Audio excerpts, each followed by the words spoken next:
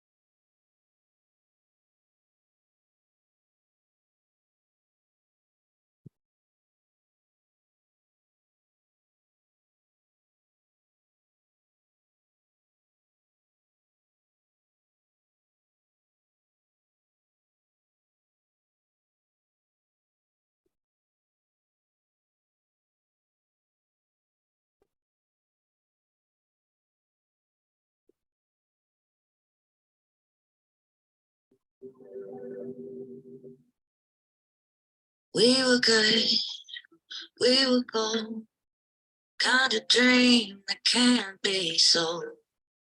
We were right till we weren't, built a home and watched it burn. I started to cry, but then remembered I can buy some flowers, write my name in the sand, talk to myself for hours, see things you don't understand. I can take myself dancing, and I can hold my head. Yeah, I can love me better than you can. Can love me better. Oh, can love me better, baby. Can love me better. Oh, can love me better. Paint my nails cherry red, match the roses that you laid. No remorse, no regret. I forgive every word you say. I didn't wanna leave, babe. I didn't wanna fight. Started to cry, but then remembered I can buy myself flowers, write my name in the sand, talk to myself for hours, yeah, say things you don't understand. I can take myself dancing, yeah.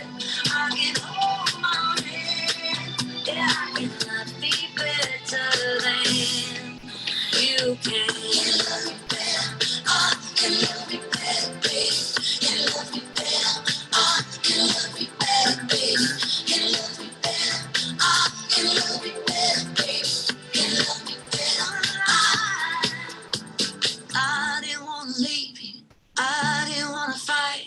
Started to cry, but then remembered I can buy myself flowers, write my name in the sand, talk to myself for hours, see things you don't understand.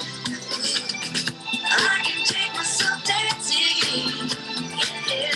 I can hold my hand, yeah. I can love me better than, yeah. I can love me better than. Alrighty, it's now 7:03. Let's get started. Hello, and welcome to the 5th day of the Model G20 Virtual Summit. Today is the day you've all been waiting for, our final policy presentations. As you know, my name is Victoria Jones, and I'll be one of your hosts today. It has been so inspiring to watch delegations and the deciding committee work as teams to achieve their goals over the last week. And we are all eager to see the results of your efforts in today's main event, the press conference. We are so proud of the work you have done, and you should be too. As the future leaders of the world, expanding your understanding of this issue and developing solutions to explore, understand, and thrive can help you feel empowered to change things in your own community and around the world. We can't wait to see what you'll have. We can't wait to see the impact you'll have over the coming years. But for now, let's focus on your major task for today. During the press conference, you will present your final policy presentations and reveal any international agreements you've negotiated with other countries. Once everyone has presented, the deciding committee will determine which countries they felt did the best job of creating policies that will address the current and near future effects of climate change. After this opening meeting, the presentations will begin. There are two parts to the presentations, the heads of state and then the ministers. As soon as I am done speaking, the heads of state presentations will begin and last for 70 minutes. The head of state from each country will present at this time in this Zoom room to the entire summit. Each head of state will have 4 slides and 3 minutes to present an overview of their country's policies, as well as their own policies as head of state. They will also describe their response to the classified file, as well as any major international collaborations they wish to highlight. Each head of state will share their screen as they present. If there are any difficulties, the Model G20 committee has backup versions of the presentations, and we can share them for you. As the heads of state present, the deciding committee should be evaluating the countries they have been assigned using the rubric. They will be scoring countries that they did not meet with during the advisory board session. Deciding committee, if you haven't already, you should download a copy of the scoring sheet, which you can use in case you experience any issues with the online version. Fill out your offline copy and email Martha the results. Anyways, back to the agenda. After all the heads of state present, there will be a 5-minute break from 8:20 to 8:25 p.m. At 8:25, it will be time for the ministerial presentations. For these presentations, the summit will be divided into 4 breakout rooms, each with 5 countries. We will tell you which countries should be in which rooms, and you can sort yourselves into the proper rooms. We can also help if needed.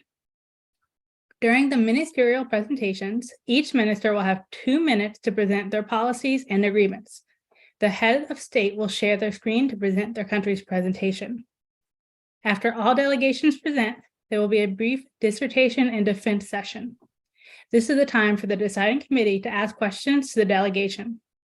The deciding committee may ask specific ministers questions or direct their questions to the group as a whole. The head of state may also answer questions during this time. The dissertation and defense for each country will last approximately 3 minutes. Ministerial presentations, including dissertation and defense, will last for 2 hours total or until about 10:25 p.m. After the ministerial presentations, we will meet back together here for a brief closing meeting. Remember, tomorrow will be our final day together. We will have our talent show, an open mic session, and then our awards ceremony. A couple of reminders: unless you're speaking, please make sure you're muted, and please keep your cameras on. And if you haven't already, please change your Zoom name to be your first name, country, and ministry. Alrighty, it's about 7:10, time for our head of state presentations. We will begin with the head of state of Indonesia, followed by Italy, and so on. We will be posting the full presentation order in the Zoom chat. You can also find the order in your press conference agenda. Just make sure you know who goes before you and who goes after you, and please be prepared to share your screen to show your presentation. Again, the head of state should share their screen for themselves. Heads of state, once you have finished, you will introduce the head of state from the next country. A member of the Model G20 committee will serve as timekeeper. When 3 minutes have passed, they will tell the head of state that their time is up by saying out loud, "Head of state, your time is up." Please remember that you may lose points for going over time. If you have any questions about any of this, please type them in the Zoom chat.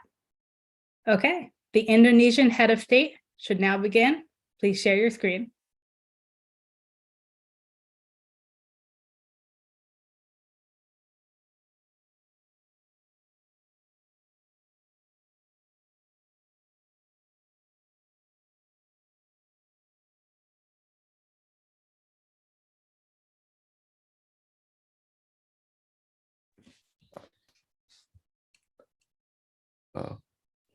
Can you all see my screen? Yes.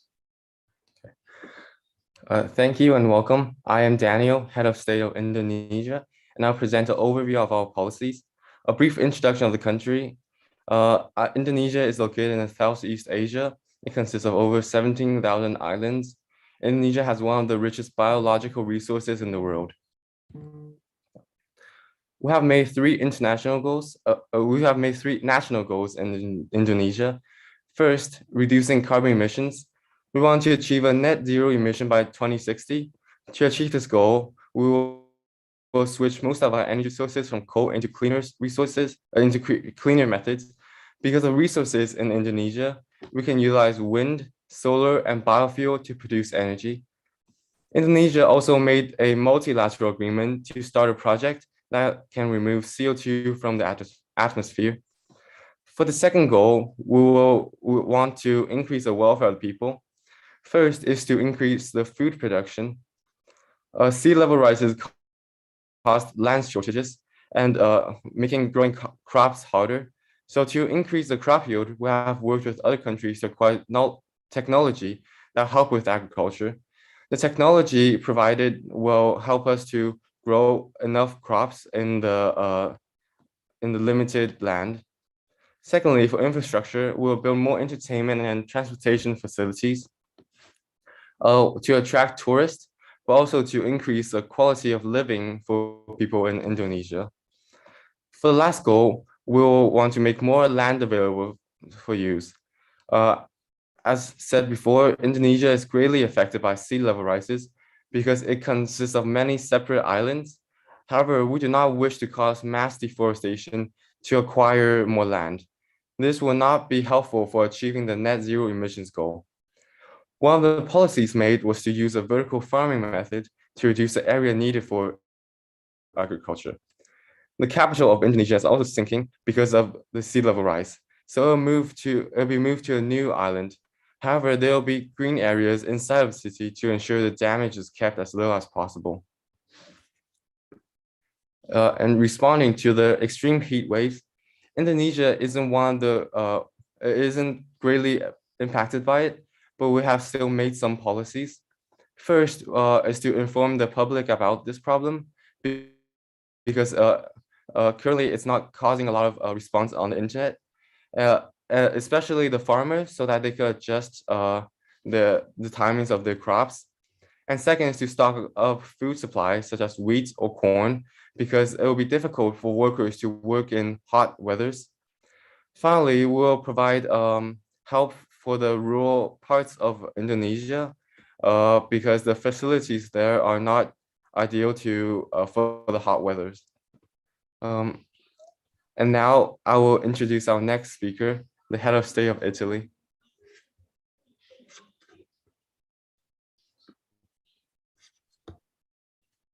Thank you a lot.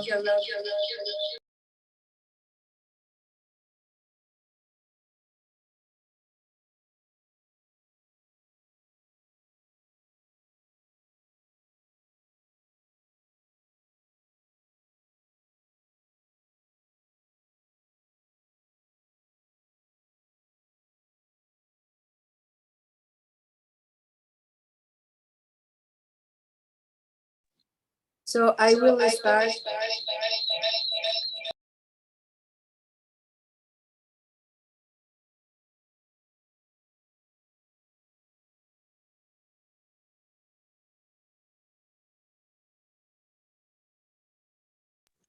Let me start sharing from here because I have some problems with my audio. So first of all, the government of Italy has launched specific measures to approach the global crisis regarding climate change. It has definitely had an impact in the way people and the population are living the current crisis. So for instance, we have the national background. Here, Italy accounts for 59.7 million inhabitants, and it represents 30% of the European Union population. Here you can see in the image some of the statistics of the sectors that have been affected the most. For instance, the energy industries, as well as the transport sector and the manufacturing industries. So here you can see how impact has been these areas. Therefore, Italy has launched a national recovery and resilience plans, which apports 62% of euros for millions of euros, for infrastructure projects in order to reduce the emissions for public transport, the digitalization, and the housing. So here we go with the Italy Climate Action Plan for 2023. The European Union Energy and Climate Targets for 2030 are increasing the use of renewable energy at 32% and the reduction of greenhouse gas emissions at 40%. The setting goal for energy storage comes from the increase of solar power capacity, as well the transportation sector, which is targeted with 4 million electric vehicles and 2 million hybrid vehicles. Energy efficiency derived from tax incentives by an eco bonus in 2020 for improving the energy efficiency and buildings, infrastructure, in order to get through white certificates, grants, and tax reduction. This is only possible with a diversity of supply routes, because in order to reduce the amount of fossil fuels, the natural gas is covering 40%, as well the introduction of renewable energies, with which the government of Italy aims to achieve in 2030. And finally, I give some approach of the current policies and initiatives. First of all, we have the MODI fund, which reduces the vehicle's emissions for consumer subsidies in auto bonus, as well as the national recovery resilience plans in order to convert the used industrial areas into hubs for renewable hydrogen production. And finally, the efficiency of smart grids as an important factor for energy management. And therefore, the Italian government created a system of incentives in order for increase the amount of biomethane as a fossil fuel. In this case, that would be all of my part. So I will start sharing, and I will yield the word to the next head of state, that is the head of state of India. Thank you very much. Let me present.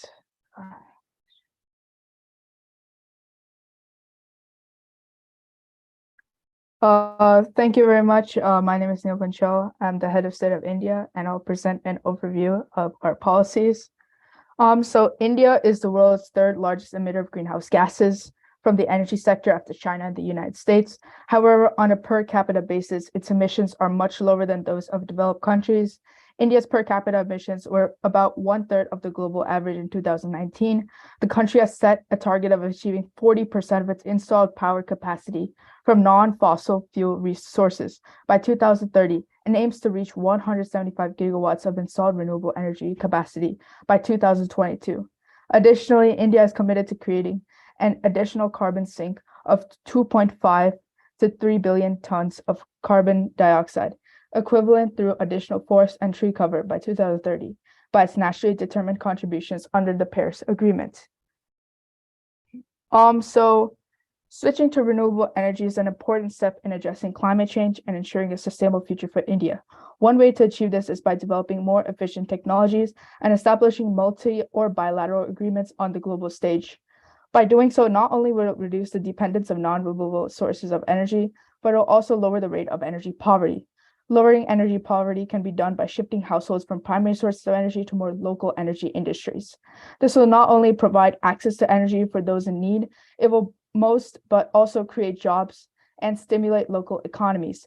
Additionally, increasing output and seeking more advantageous energy agreements will save costs on energy importation and ultimately benefit the country's economy. So the GSTAE Global Summit on Tourism and Environment is a multilateral agreement with the aim of finding solutions to environmental pollution caused by tourism and jointly developing a sustainable green tourism industry of the future, or 5 years. This agreement calls upon participating countries such as India to report the environmental pollution they have experienced due to tourism and discuss possible solutions to prevent pollution and mitigate negative impacts. It also encourages countries to share their unique technologies and experiences in terms of green tourism and provides opportunities for bilateral agreements to be made in order to further support the development of a sustainable and environmentally friendly tourism industry. And last but not least, this bilateral agreement aims to increase communication and partnership between India and France and develop environmentally sustainable technology through research and funding. The agreement has a duration of 5 years and includes the following provisions. France will provide $5 million per year as funds and research for the implementation of better technology and renewable energy in India, while India will aid France by providing drought-resistant technology and other environmental and agriculture technology to help mitigate the effects of droughts and stabilize the agriculture industry. And now I will introduce our next speaker, the head of state of Japan. Thank you very much.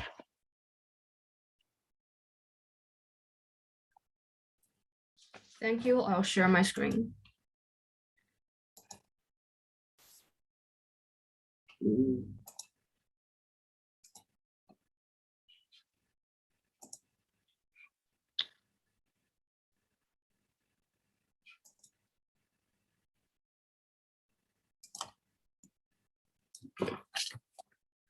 Okay, the main problem that Japan is now facing can be concluded as, firstly, the rise of the sea level, secondly, the reduction in agricultural production, thirdly, the threats of extreme weather. In the long run, there are the problems of overloading emissions of carbon. To address the cause of the issues, Japan thrives to reach carbon neutrality by 2050 through the following policies. In the energy sector, we promote renewable energy in societies, while the international agreements are made to achieve the goal. Japan and Saudi Arabia, which is rich in hydrogen resources, have reached a consensus on the trade of hydrogen energy. We've also reached an agreement with Canada on fostering electricity trading and nuclear energy. In the technical sector, we advocate all innovation helpful to decarbonization. The Asian Carbon Capture, Utilization, and Storage Program initiated by Japan involved China, India, Korea, and Saudi Arabia. The program is funded by the Asian Infrastructure Investment Bank and the National Investment of member states. Bases of carbon captures will be constructed on 4 main Asian regions, and the stored carbon will be distributed for free to member states. In the societal sectors, companies are encouraged to invest to construct green structures. We also publicize the idea of decarbonization through education and media. For the impacts, we're focusing on 3 issues: agriculture, industry, and the emergency of the heat wave. In the aspect of agriculture, Japan continuously advances its famous market-oriented farming system using various high technologies. As a result, agricultural patents are strictly protected in Japan. To better cope with food safety, we also set a goal to properly treat most radioactive wastewater by the end of 2023. With the United Kingdom, Korea, Canada, and Australia, we exchange technologies related to the treatment of nuclear wastewater through research programs and investment in private sectors. With Canada, Argentina, which are also troubled by coastal erosions, funds from governments and private sectors raised to construct both biological and artificial barriers. In the aspect of the industry, we first emerged the benchmark program to urge companies to use eco-friendly technologies and processes. The research and development of such technologies is supported by national funding and international communication. Encouragement policies, including tax reduction and simplification of procedure, are taken on both sides of supply and demand. In the end, to tackle the threatening heat wave, we will encourage every citizen to practice the traditional uchimitsu, which is a method of spreading water onto the ground because it's very green and accessible. We need to ensure that all healthcare institution is available for the elderly affected by offering free healthcare for people aged over 65, which is a large number of people in Japan. Local governments need to make sure that the working conditions are suitable for working, or else the working hours should be reduced. The lack of electricity has to be solved by launching the most available energy generators, especially the various green ones. Now I'll present the next speaker, the head of state of Germany.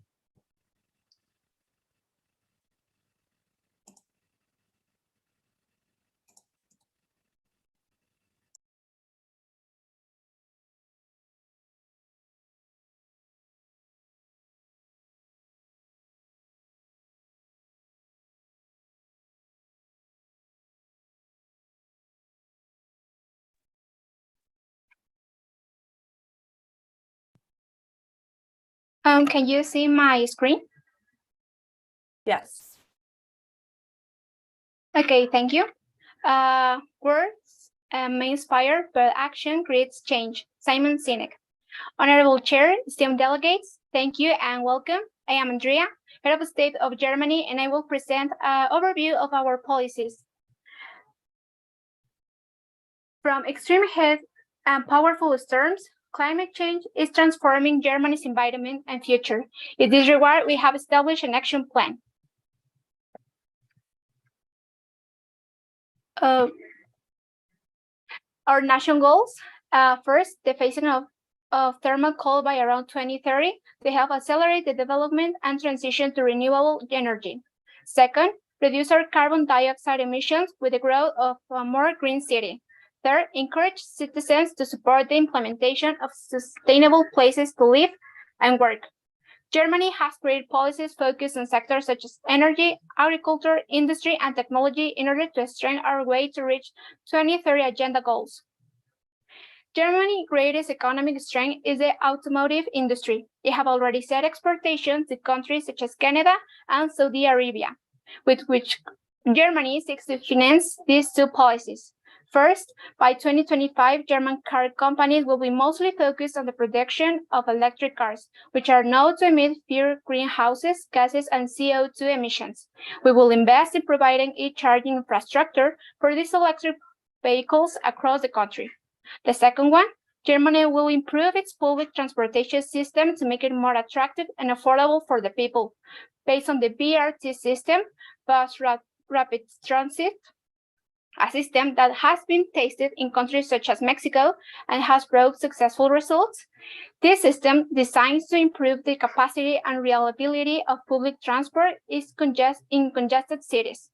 Germany seeks to create a green, smart, and sustainable transport that will help to reduce the air pollution and CO2 emission in the next 5 years. Facing the classified file about extreme heat waves, well, in the last 10 years, based on what other countries such as France and India have implemented to face the heat waves and the good results they obtained, Germany will release and implement its national heat wave plan, which includes, first, robust early warning system. The government will circulate flyers, TV campaigns, and internet ads to alert citizens, offer survival strategies. Second, training healthcare workers to manage increased health-related illnesses. Third, working with university, we will seek innovate agricultural solutions such as hybrid seeds to help farmers adapt their harvest to high temperatures. And third, the implementation of cool roofs, which reflect sunlight and prevent heat absorption in the most of the public places such as school, mall, and business. With these policies and plan, Germany seeks to fulfill a shift that protects the planet while improving people's lives. Thank you very much. And now I will introduce our next speaker, the head of state of the Republic of Korea. Thank you.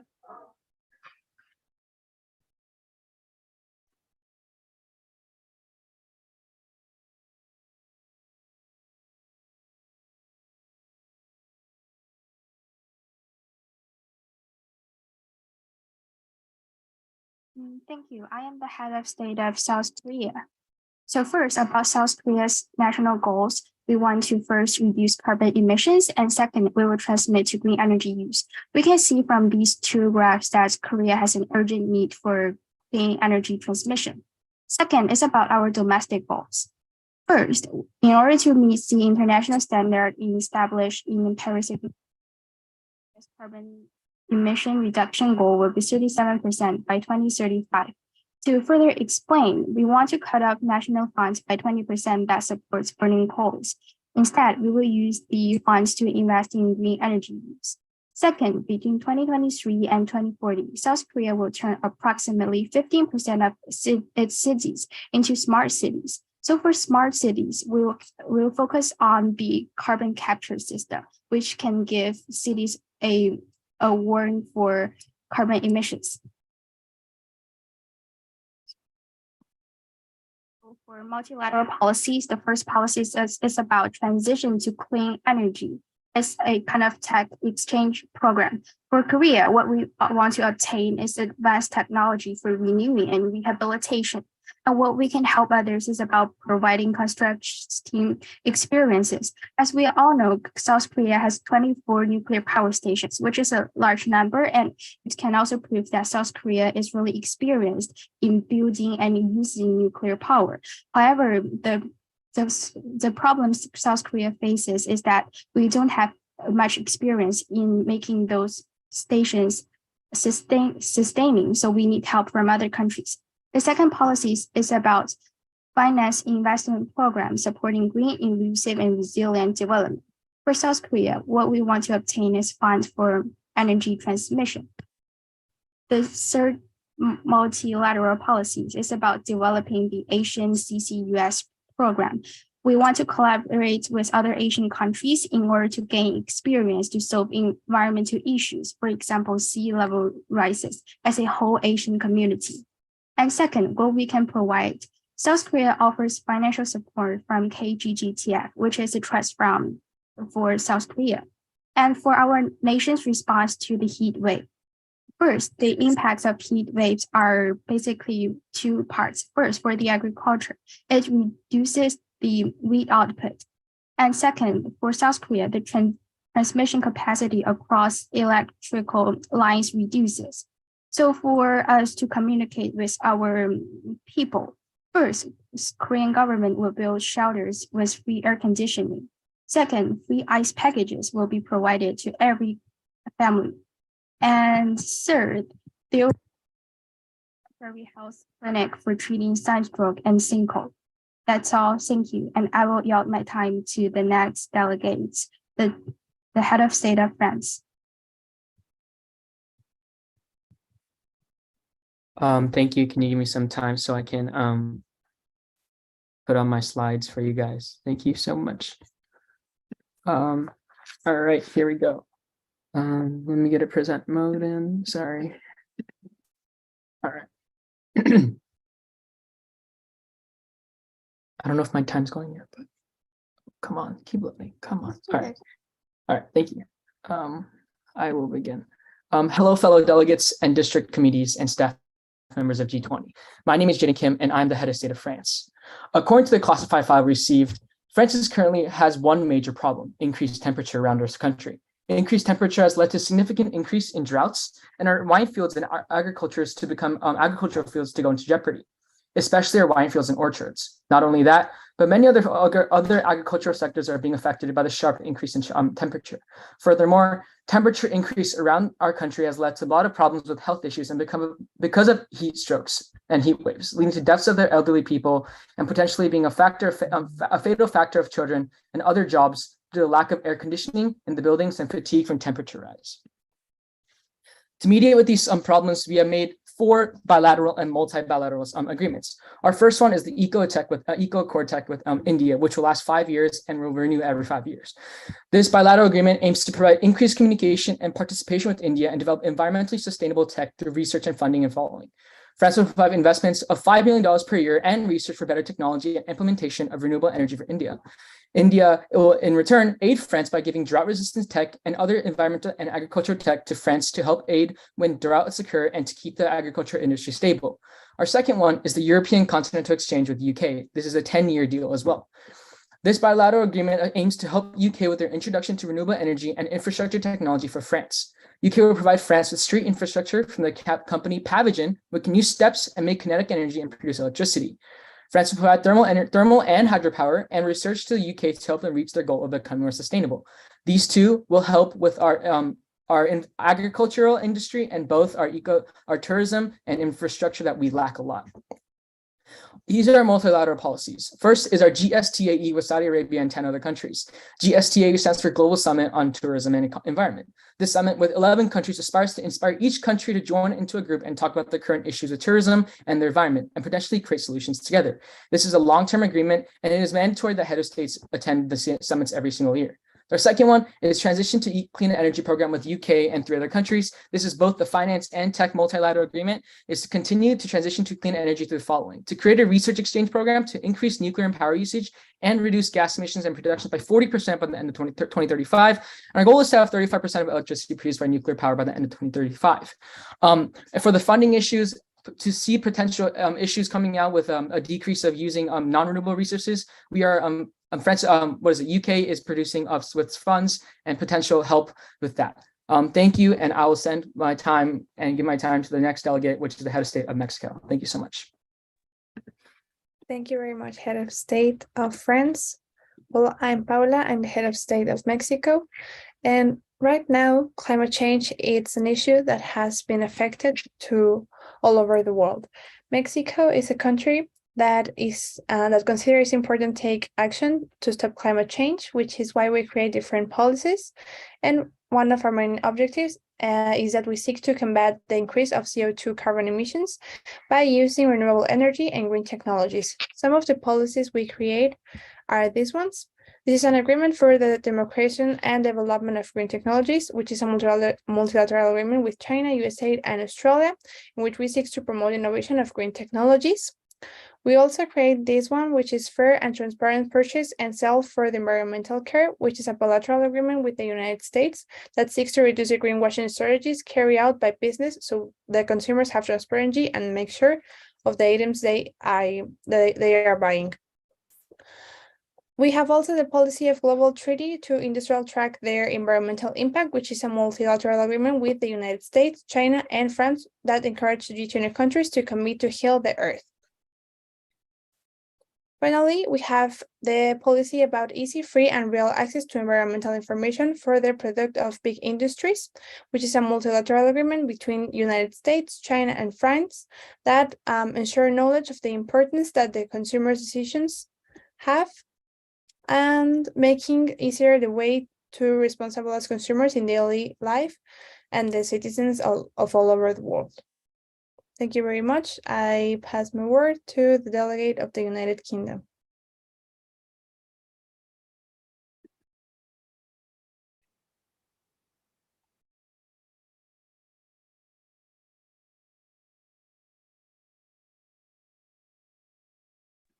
So I think it's European Union.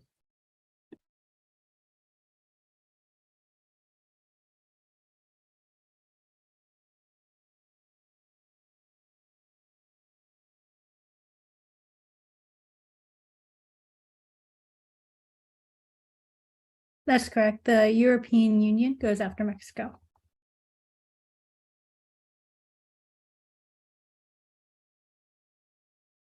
EU delegate, you might be muted. So, hello everyone, I'm Lucky, Head of State of the European Union, and I will present an overview of our policies. The first policy is to save non-renewable energy and improve energy efficiency. As we all know, environmental problems need to be solved urgently. So our delegation's point of view is to solve the problem of environmental pollution from its very roots, which would be through gradually reducing imports of non-renewable resources from other countries and through giving priority to the environmentally friendly energy resources.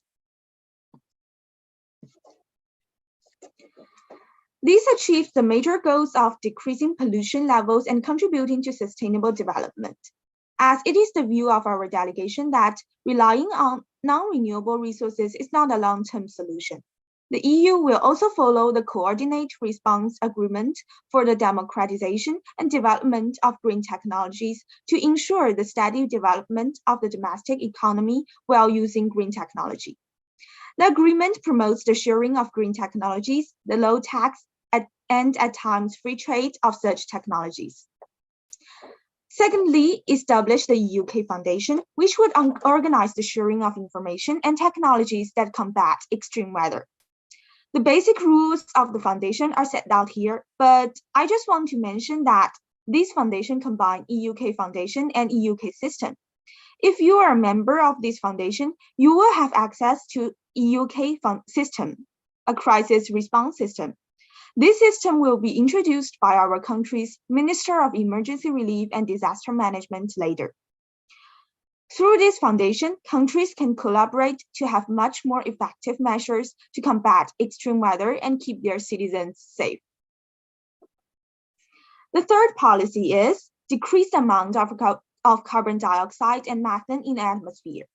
I think it's a pretty broad plan actually, but we've identified the major producers of pollution. We will encourage our factories to use sustainable resources and cooperate with other countries to exchange resources. Given that renewable resources are expensive, the EU will establish a joint fund to subsidize them. The implementation of this plan cannot be done without the help of IAECP. To conclude, as the head of state of the European Union, I am confident that my three policies regarding renewable energy, emergency response, and carbon dioxide reduction will greatly contribute to both domestic and global efforts to combat climate change. And I feel hopeful that one day our planet will finally reach a truly sustainable state. Thanks, everyone. And now I will introduce our next speaker, the head of state of Russia.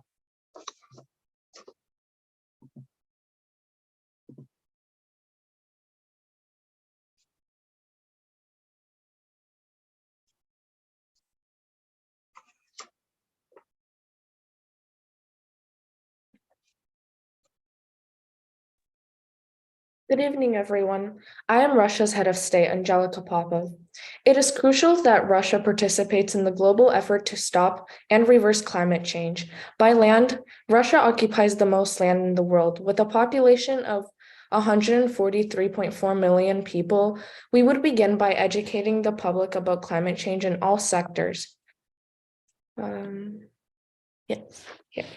will begin by educating people by all sectors as we deal with the disastrous permafrost and melting and rising of temperatures. By broadening our options and turning to the development of renewable energy, we will effectively battle climate change using modern scientific and technological resources. Our first domestic policy will deal with Russia's rapidly warming climate and the classified document. The public would be informed about the heat wave and its effects, and without exception, through all governmental and social media platforms.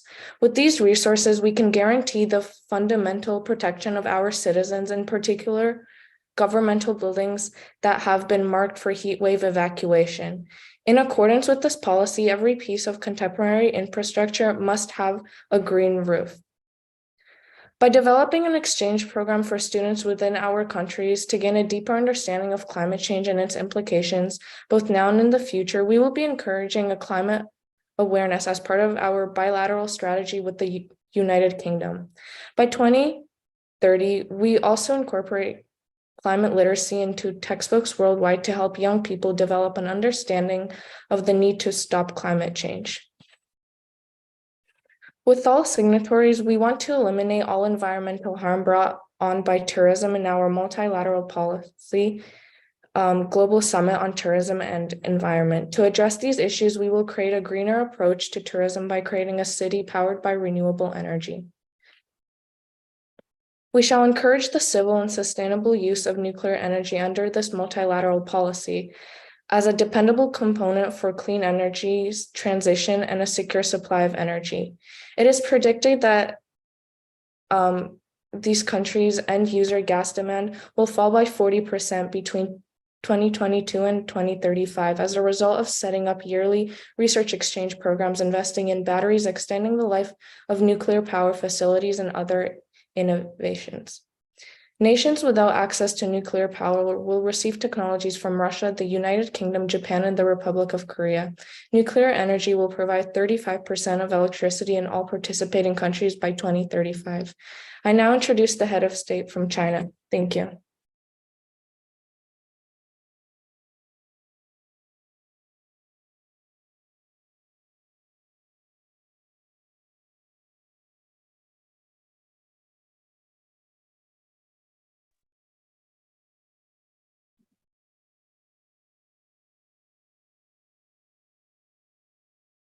Thank you and welcome.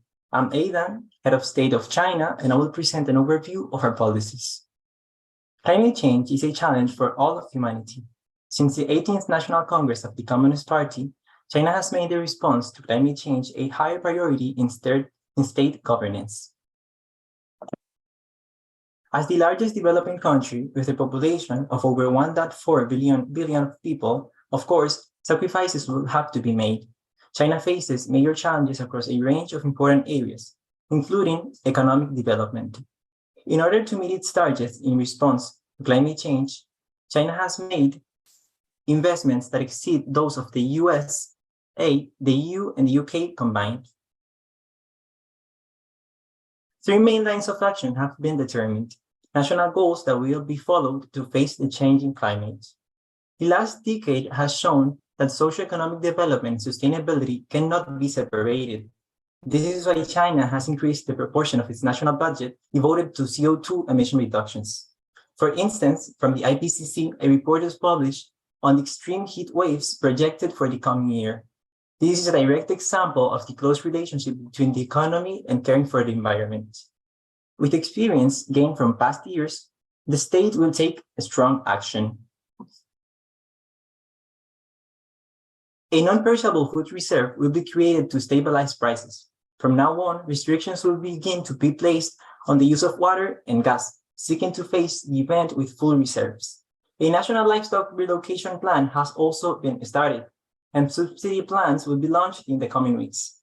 Since last year eventualities, environmental impact studies have been already carried out, and the immediate constructions of 2 mega solar parks in Sichuan, Yunnan, and Hubei have been ordered. The National Meteorological Service will give fast and fearful responses. Also, more extraordinary measures could be implemented, such as reducing public lighting. However, they will be adapted to the context of each locality. With the support of Chinese citizens, the situation will be handled successfully. Finally, a large set of international policies have been developed to seek to increase collaboration between countries. This one, for example, and promoted by the Chinese government, seeks to democratize and promote the development of clean technologies, taking into account their crucial role in the fight against climate change. Thank you. Now I'll introduce the next speaker, the head of state of Saudi Arabia.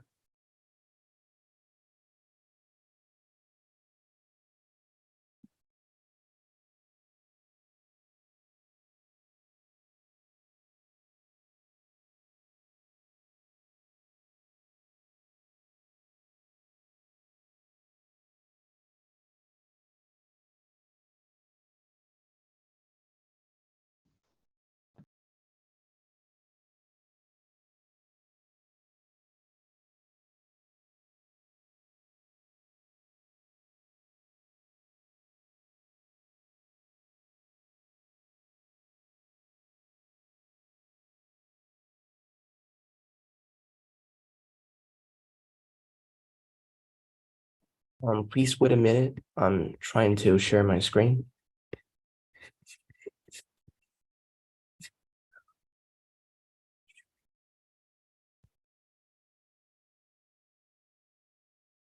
All right, could you see the screen? Yes, we can. Thank you very much. During this Model G20 summit, Saudi Arabia has actively setting achievable and ambitious goals for future green development. As the head of state, I've summarized the most important domestic policies that Saudi Arabia is working on at this stage to mitigate climate change into key phrases. First, we are committed to develop as a global investment powerhouse with strong capabilities to maximize investments and encourage large companies to expand and take their rightful place in international markets in order to diversify our revenue sources. Second, Saudi's unique strategic location connects 3 continents, which are Asia, Europe, and Africa. We will therefore increase exports and reach more international trades. In addition, we will make the Public Investment Fund the world's largest sovereign wealth fund. Third, Saudi Arabia will increase the range of digital services and moving away from dependence on the oil industries. We will improve our fiscal policies to reduce relating subsidies while instead to providing higher level of education and social welfare to our citizens. Finally, we will place the greatest emphasis on developing renewable energy markets, reducing current pollution, and achieving carbon neutrality to achieve our 2030 goals, including reducing unemployment from 11.6% to 7%, producing 9.5 megawatts of new energy, and increasing public investment fund assets from 600 billion to 7 trillion.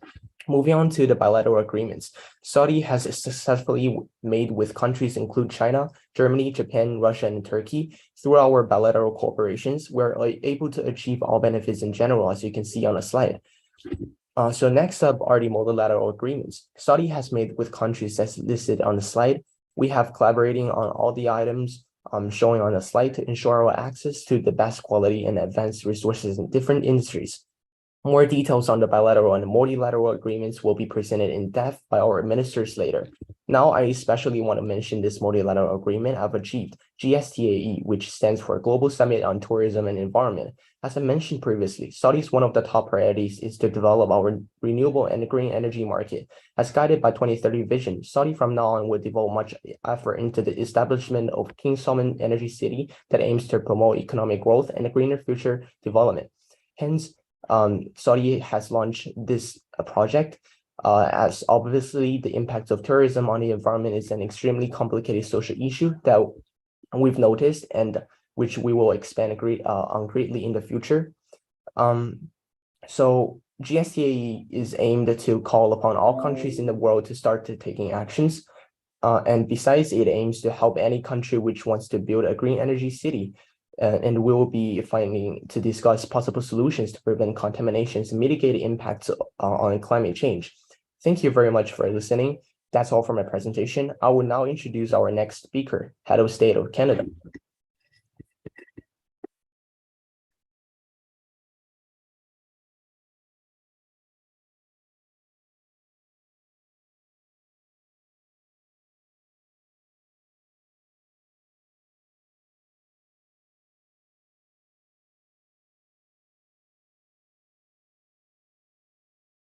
All right, thank you.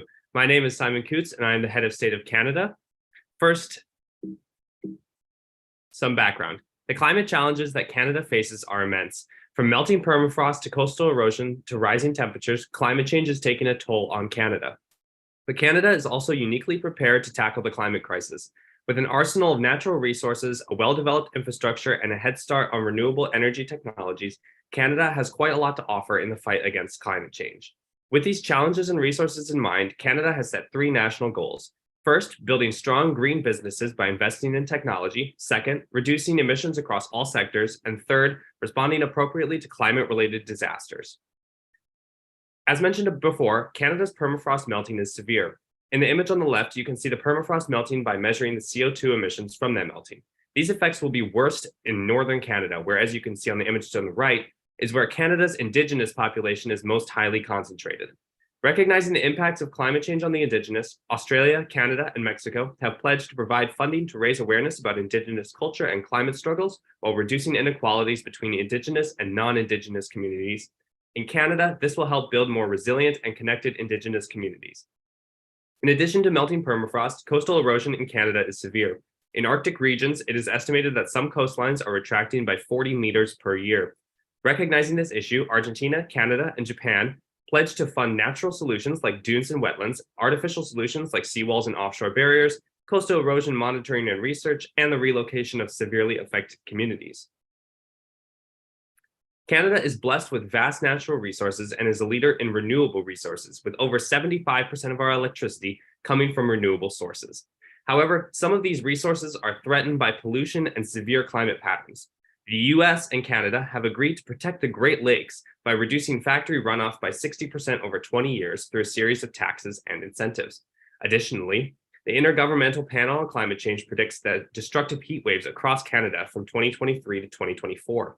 To combat this, we will work to expand heat wave education and respond to fire and agricultural issues with appropriate ministries to keep all Canadians safe in this heat wave. Canada has a highly educated workforce, but rapidly evolving technology requires partnerships. Australia, Canada, Japan, the Republic of Korea, and the United Kingdom agreed to expand the exchange of renewable technology to hasten the transition to clean energy, which will help Canada fulfill its goal of reducing emissions across all sectors. Canada is committed to using our natural resources, physical capital, and unique renewable capabilities to tackle the climate crisis. Thank you for your time, and now I will introduce the next speaker, the head of state of South Africa. Thank you. And Charlie, would you mind sharing the screen for me? Because I have some problem opening my PowerPoint. Thank you. I am Selena, head of state of South Africa. And next page, please. Yes. And I will present an overview of our policies. First, I'll notify you of all our 3 national goals, which relates to the green energy transition, sustainable water resources, and increasing public awareness of disasters. I will address all problems in general. Minister of Environment and Industry will focus on the energy transition problem. The Minister of Environment will focus on the water problem, and Minister of Emergency Relief, Internal Affairs, and Education will elaborate on public awareness from different aspects. The following will be my policies. The first policy is to solve classified file with relation to public awareness. As you may see, We will elaborate our heat waves mitigation system and aid other countries by sharing our experience. I have written 4 aspects to explain the policy. The first one is the specific contents of system elaboration. They will be focusing on warning, educating, building, and recording. The second is about the influential problem of providing help to other countries. Since we have limited resources, we will provide governance experience instead of material resources to them. The third is about the government funding, and the last is the scope of this policy. The second problem I try to address is sustainable water resources. As you may see, people in ZA will work together to conserve water. I explained this policy in 3 aspects: how citizens will conserve water, the channels for water conservation communications, and creative programs for conserving water. The third problem is renewable energy. As you may see, we will transit our energy source to clean energy. This policy will be implemented in 2 steps. The first step is to build solar and wind energy plants to remit short-term problems. The second step is to build nuclear energy stations to the mainstream energy for ZA for long-term consideration. I have also made a multilateral agreement with the US and India. They will help South Africa implement our first step. The Minister of Environment will talk about the second step with agreements in details. And thank you, DC. Thank you, Chair. That's all. And now I will introduce our next speaker, the Head of State of Brazil.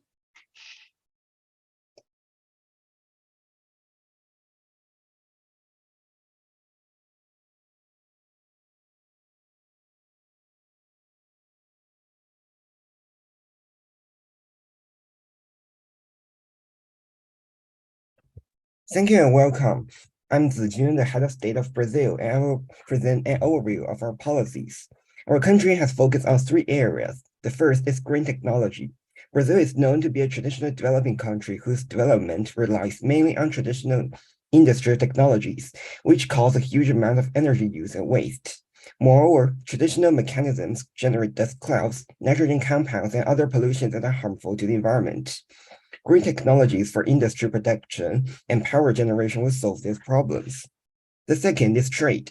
Brazil will benefit greatly from increased trade with other countries. The reason for this is that exports can generate income and improve Brazil's economy. In addition, trade will reduce carbon emissions and regionalize the strengths of each country, resulting in a win-win situation for all.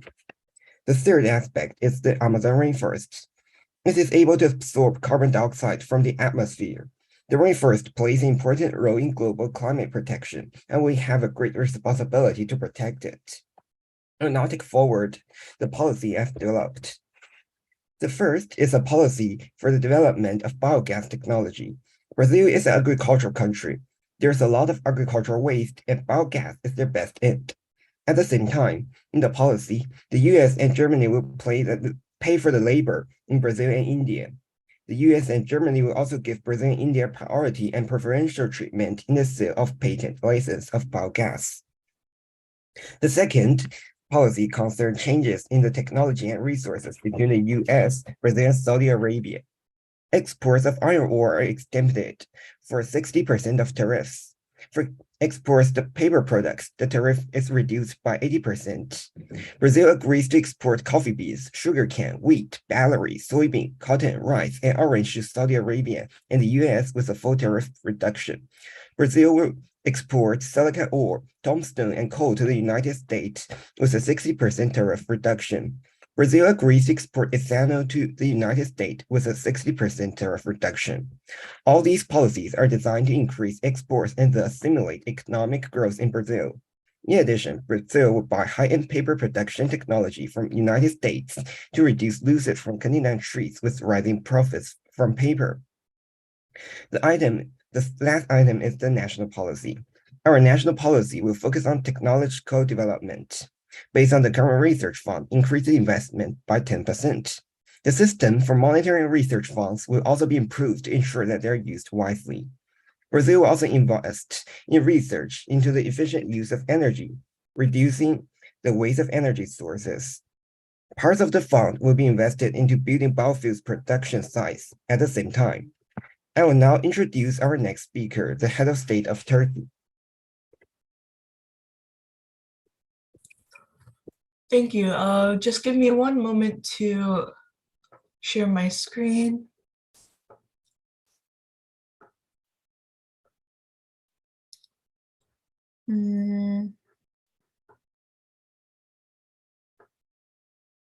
Are you able to see the presentation? Right now we see your summit tab. Oh, okay. Can you see it now? Yep, you just need to go into present mode. Thank you. Perfect.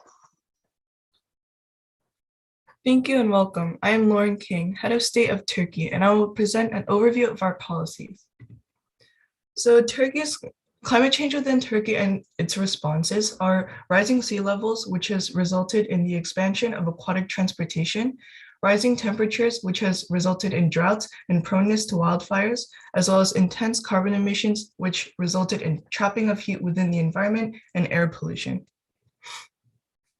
Turkey's 3 national goals are to 1, find a way to avoid/suppress carbon emissions, 2, investing in the expansion and improvement of existing public transportation systems, and 3, ensure the even distribution of water in Turkey and encourage the reuse of gray water.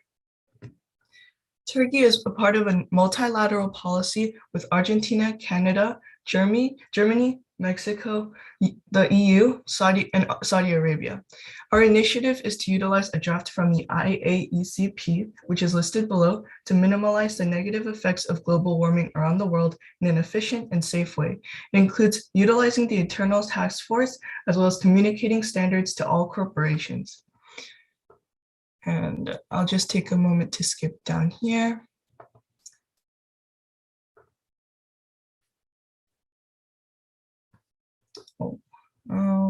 I'll just skip ahead then.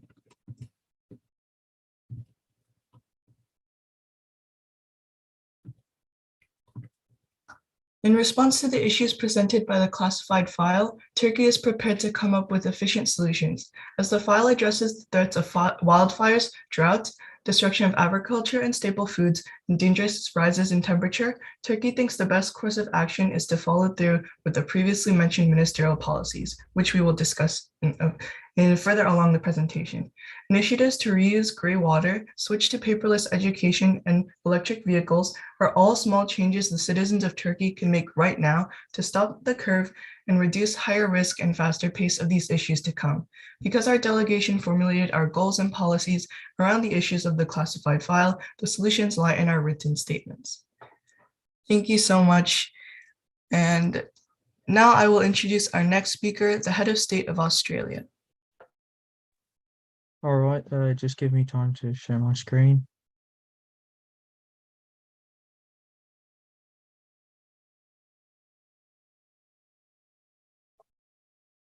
So all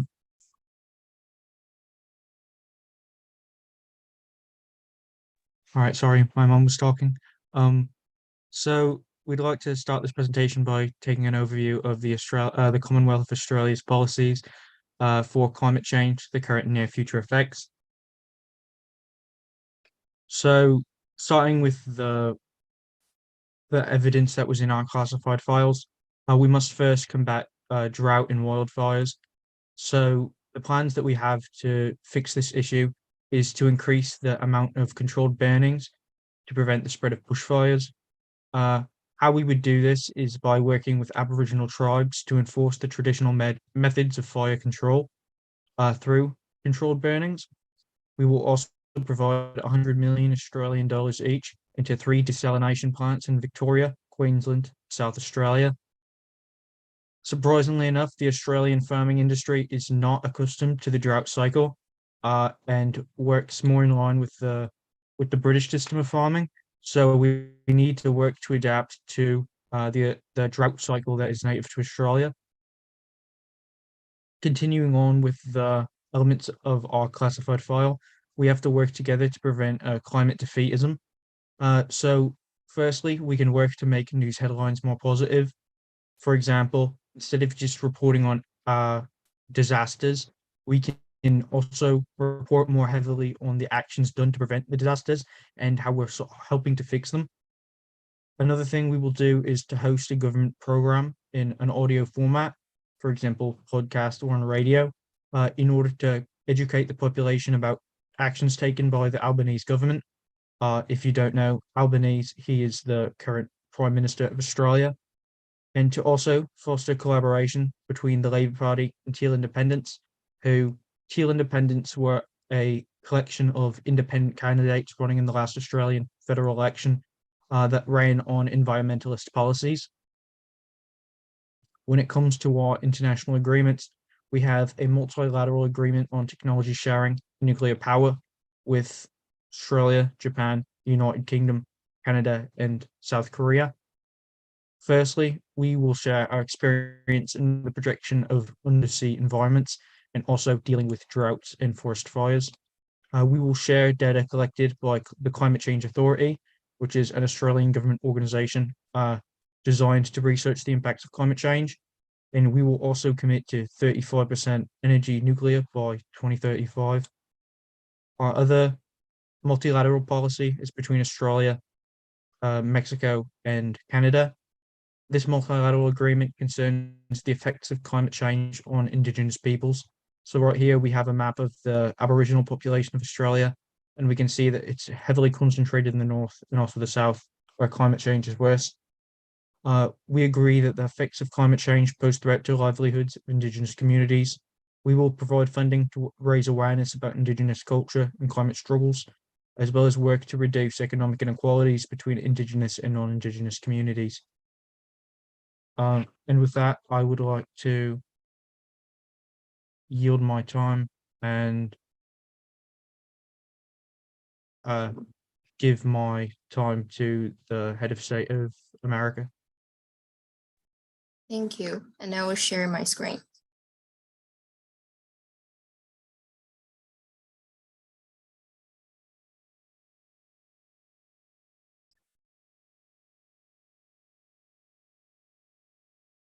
So can you see my screen? Yep, you just need to go into present mode. Perfect. Okay, thank you. Thank you. Welcome. I'm Joyce, Head of State of the United States, and I will present an overview of our policies. Environmental pollution has been in the United States and at countries around the world. It is because of the environmental pollution give our beautiful home brought a lot of damage, including wastewater pollution, pollution of carbon dioxide, and so on. The United States and the world are aware of the seriousness of the things. The various departments in the United States have begun to make up the gaps in their own incomplete policies, or have made some new policies. Each of our department has done some cooperations with other countries. The following is all of our efforts for the United States.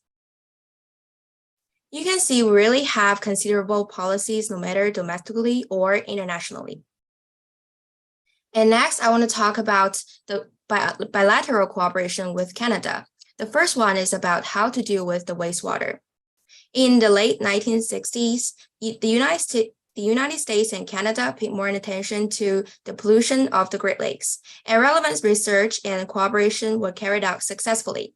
In 1972, the water quality agreement and the Great Lakes region was reached. We will make some additions to its existing provisions.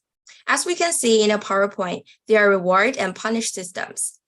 And next, I would like to talk about the transportation part. About building a high-speed rail that connects the areas of the two countries proved to be a much more efficient way of travel. And I will share the key points of our cooperations. The first one is about the speed of it is 1,000 kilometers per hour. And it is very time efficient and it travels faster than commercial planes. The third one is it costs 44% less than a plane ticket. And the last one is it creates 140,000 jobs and also increases GDP by $19.2. And next, I want to talk about an energy mutual assistance agreement. As you can see in the PowerPoint, US and Canada have decided to set 3 systems, as you can see in the PowerPoint. So someone will wonder why we need to cooperate. The first one is about the neighboring areas of the United States and Canada, such as New England in the United States, and short of electricity. And the second one is about jointly owned oil and gas pipelines and also complete power transmission system. And the last part, I want to talk about the welfare collaborations with Canada, US, and India. We innovate on technologies that reduce welfare pollution and support each other after welfare disasters. And now I will introduce our next speaker, the head of state of Argentina.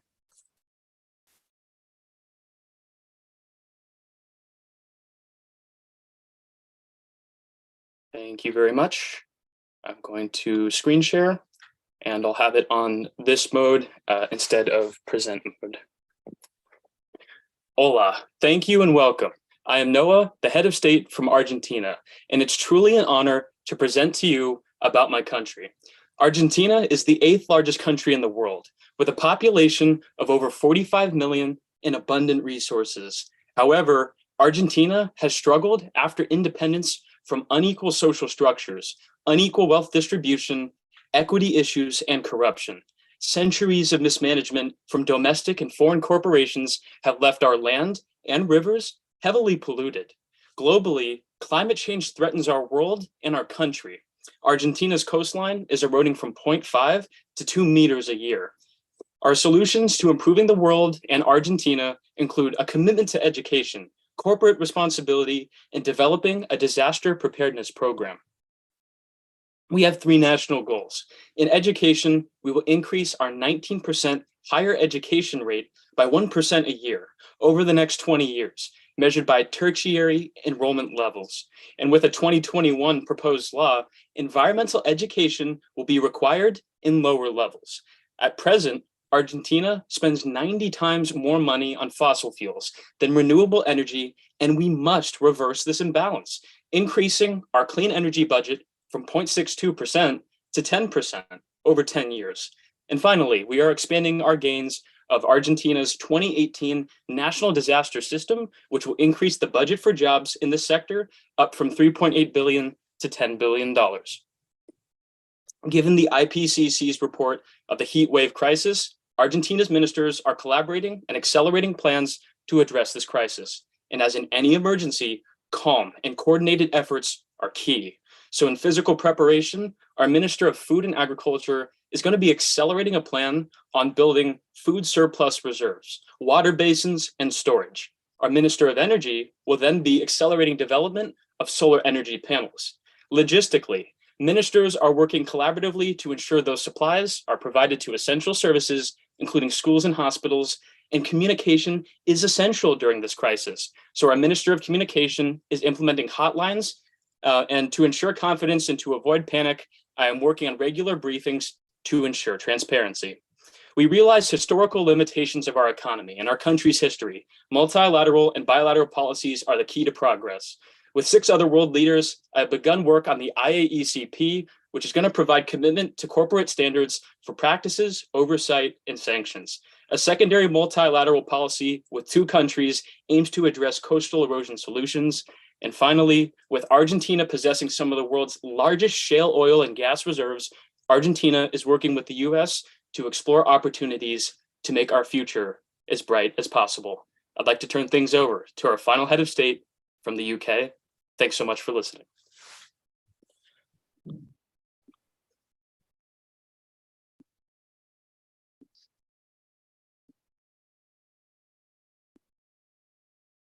Thank you, Noah, for your insight. My name is Emily, serving as the head of state of the United Kingdom.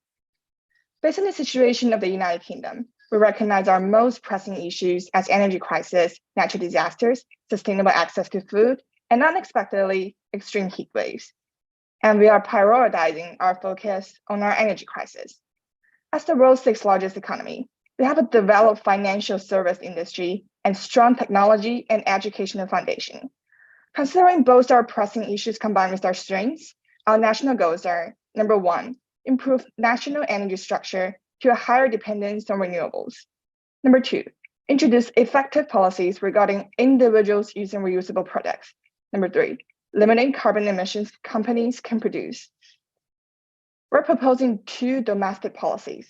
Policy number 1 is to promote a transition to more renewables with the approach of the boost of the development of nuclear and wind power through tax credits. And our target is to transition to 50% renewables within 30 years. Policy 2 is for protecting health and reducing harm from severe heat waves. We see approach of the heat wave alarm service and heat wave plan. As you can see in the graph, as the severity of the heat wave increase, government assistance will proportionally increase as well. We will launch initiatives to promote water and food storage, increase green spaces, and implement drought preparation system. Local governments will install air conditioners and horizontal external shading, subsidize farmers, and provide related education to the public. Through the mentioned policies, we aim to reduce drought by 40%, maintain normal crop production and trade, and enable impacted groups' healthy survival. Policy 3, initiated by the UK, seeks international cooperation to globally transition to clean energy. We strive to reach a 40% reduction in end user demand of gas in 2035 through establishing annual research exchange program and development into batteries and extending the lives of nuclear plants. The listed countries will offer technologies to countries that lack nuclear power access. Policy 4 is a bilateral agreement reached between the UK and France. The UK provides France with the technology of kinetic tiles, which will produce energy when people walk on it. In return, France will provide nuclear and hydropower to the UK. In Policy 5, the UK set in motion a financial investment program supporting green, inclusive, and resilient development. Participating countries will commit an initial fund as budget for low carbon project and natural disaster relief. The United Kingdom will take lead in providing investment service with the aim of an annual growth of 5% of the fund. A supervision group will also be established to enhance transparency framework and report to all G20 countries seasonally. Thank you for taking the time to listen today. And I'm the last head of state. Thank you. Thank you so much. Wow, those were some amazing presentations. Great job to all of our heads of state. The time is now around 8:16. We're going to give you about a 9-minute break until 8:25. Please do not leave this Zoom meeting. Be back in front of your computers no later than 8:25 so you can select your rooms and get started on time. Enjoy your break.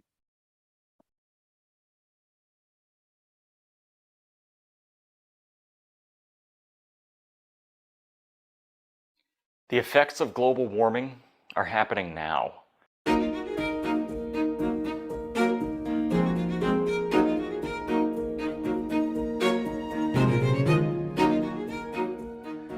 According to NASA, global temperatures are rising, glaciers are melting, and oceans are acidifying, upsetting the balance of life on Earth and impacting all aspects of human society.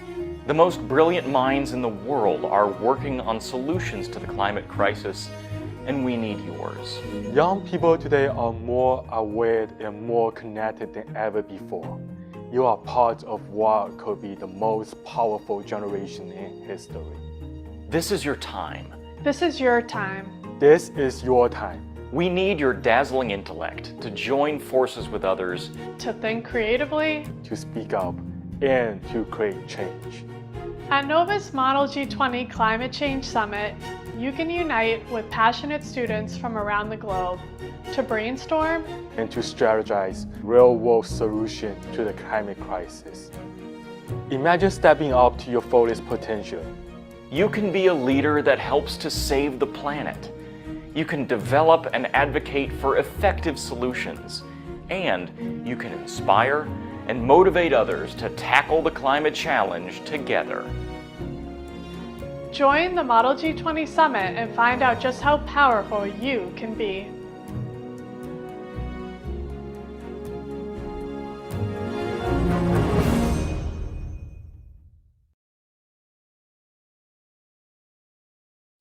The effects of global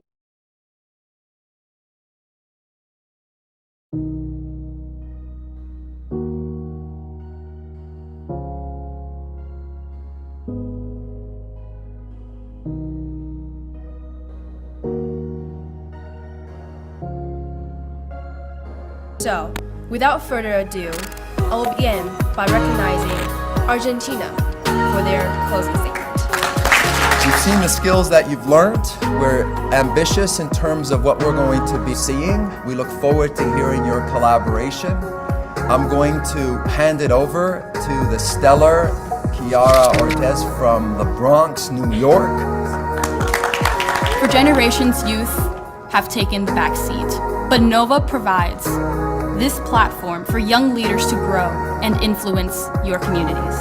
This past month, I was able to attend the high-level political forum for sustainable development at the United Nations. I pushed for recommendations on behalf of the teenage population, as stated in our 2018 and 2019 task force position papers.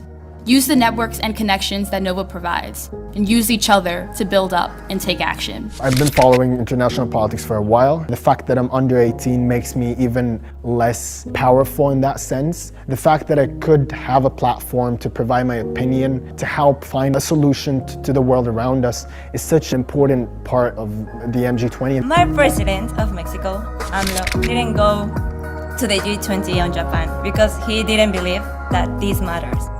But I do. And I think everyone here has one thing in common, is hard work. We all work hard in this summit. And you have so much potential that you do not need to wait to maximize. We're young, and many people are going to see that as a disadvantage. It is your job to prove them wrong. I'm already at college, but don't do things just to get into college. Keep doing things because it drives you, because it matters. 千里之行，始于足下. What it means is that a journey of a thousand miles starts with a first step. And I think all of us have made our first step. Now that you've gotten these new perspectives, you've acquired new skills and points of views, it's time for you to either begin or continue your acts of leadership on a global, national, or local level.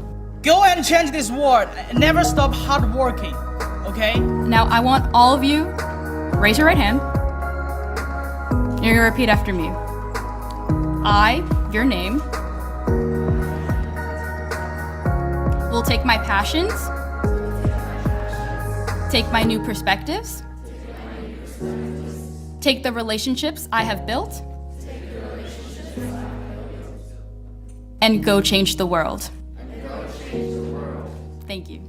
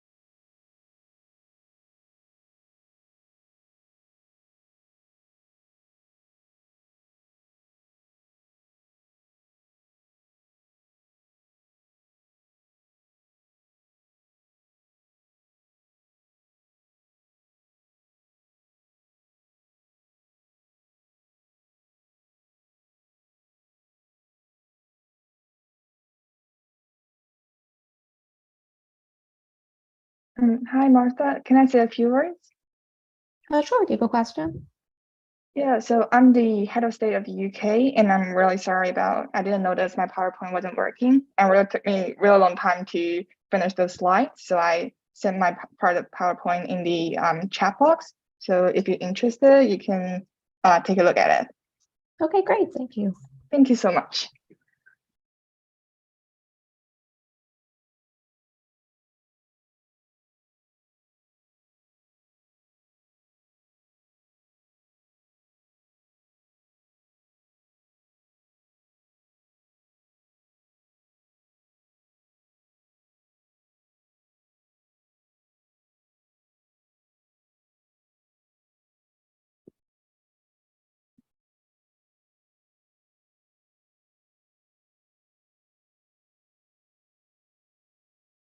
The effects of global warming are happening now.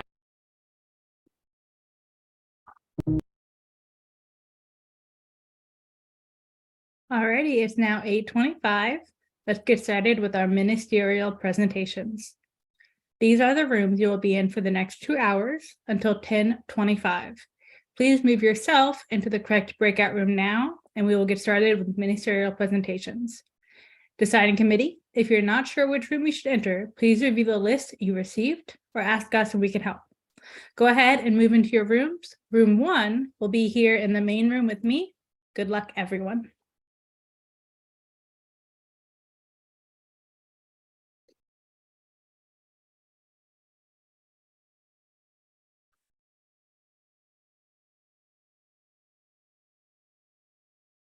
We'll give everyone just a few seconds to move to their rooms, and then room 1, we will get started.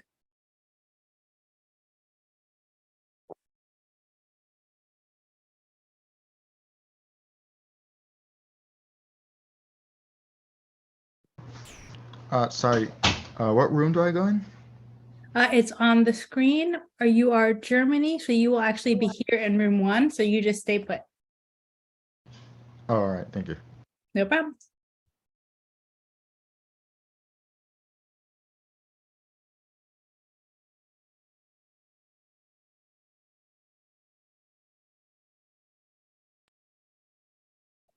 Alrighty, we will go ahead and get started. Room 1, I will post the order of presentations in the chat. We are going to go Argentina, Brazil, China, Germany, Indonesia. My name is Victoria Jones from the Model G20 Committee. So we're going to get started with our ministerial presentations. During these presentations, the head of state will act as the leader for the delegation and introduce each minister. They will also share their screen and move the slides for their delegates. Ministers, when presenting, to move the slide, simply say, next slide. I will be the timekeeper for this room. I will say, Minister, your time is up when your 2 minutes are done. You may lose points if you speak past this warning. Deciding committee, a friendly reminder, in your score sheet, make sure you only open the tab with your name on it. You should only be typing your scores into the tab with your name at the bottom, and you must complete inputting your score before the next delegation begins. Also, deciding committee, remember, asking questions in the dissertation and defense is very important. Please ask as many as possible in the 3 minutes each country has. DC, you should fill in all of your final scores by the end of this meeting and no later than 10:30 p.m. today at the end of our summit day. We will now post the presentation order in the Zoom chat and then get started. You can also find this order in your press conference agenda. I now call the ministerial press conference to order.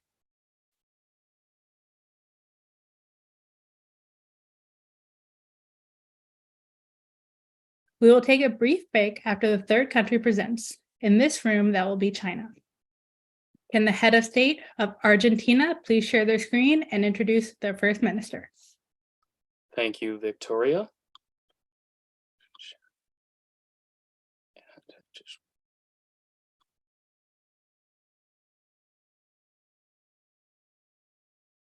Can everyone see the screen?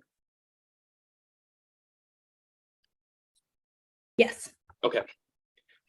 We are the representatives of Argentina, and we will now present the policies of the ministries of our nation. The first to present will be the Minister of Environment and Sustainable Development, Lauren. Thank you. As the Minister of Environment and Sustainable Development of Argentina, I will now present our policies and initiatives. The countries of Argentina, Saudi Arabia, Turkey, and France have agreed to implement the Clean Water Initiative in our multilateral policy. This is targeted toward the prevention of water pollution and the implementation of water filtration facilities. We agree to plant trees and bushes around farmland and urban areas to prevent the runoff of fertilizers and urban waste into streams and other bodies of water. We also agree to construct facilities dedicated to the filtration of contaminated water. This should reduce water pollution by 60% in the next 10 years. Also, Argentina's environment and agricultural sectors have agreed to allocate funds toward the construction of more water basins in urban and rural areas to collect rainwater. This water can be filtered and then distributed to individuals in surrounding areas. Next slide, please. Argentina has also become a part of a multilateral agreement between the following countries, and we have agreed to invest in and develop renewable green energy facilities dedicated to the research of climate change solutions. These nations plan to achieve a 70% transition to green energy by 2035. Next slide, please. Also, Argentina's environment sector wants to implement an Argentinian waste reduction plan by introducing a larger quantity of recycling facilities funded by crowdfunding initiatives and mandating the use of reusable products. Argentina can reduce its waste production in urban areas by 30% in the next 15 years. Thank you. I will now pass it on to our head of state. Thanks so much. Thank you. Now our Minister of Energy, Alice, will present. Thank you. As Minister of Energy of Argentina, I represent our policy and initiatives. My ministerial goal is to reduce energy sector emissions. Next slide, please. First, by 2030, 30% of the country's electricity needs will be generated by solar, hydro, and wind power. Expand solar, hydro, and wind power plants, fund renewable energy and energy efficiency projects for small and medium-sized enterprises. As the river water in Argentina has very stable conditions for hydroelectric power generation, and we joined an organization set up by the United States at this summit, which will set up different laboratories to explore clean energy, such as wind and solar power. I believe that they can bring us new technologies and make further progress in sustainable development. Next slide, please. Natural gas and shale gas as a transitional energy source and gradually reduce the use of fossil fuels such as oil.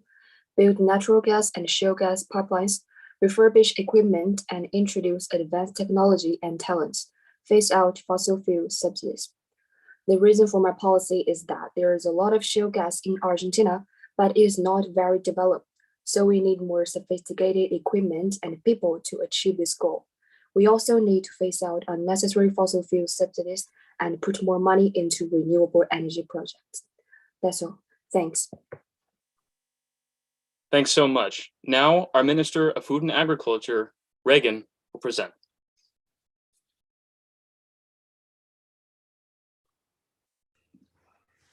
Hi, so for my first policy, the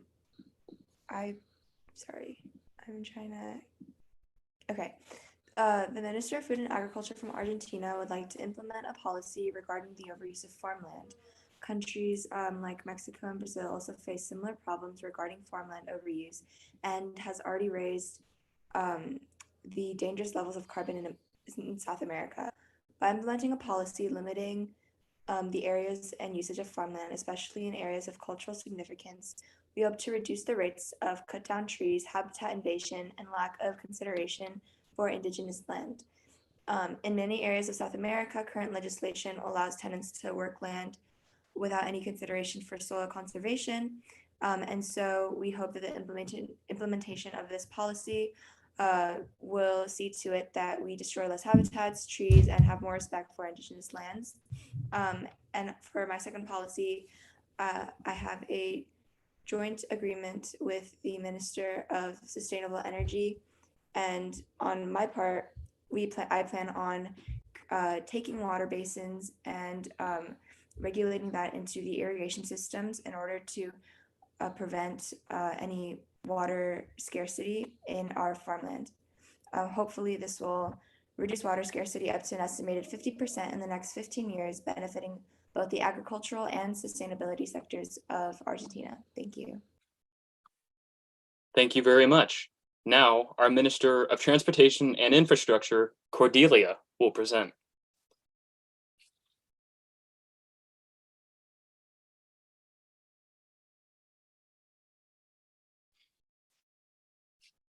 I'm the Minister of Transport and Infrastructure of Argentina will boost urban pipeline system in the cities. Its aerial purposes visitors of more than 800 million in the next 30 years. The urban pipeline system will be built in the urban water process weighted of more than 800 million to recover rainwater. The rainwater can be used for urban life after sewage treatment and can also be used to boost measures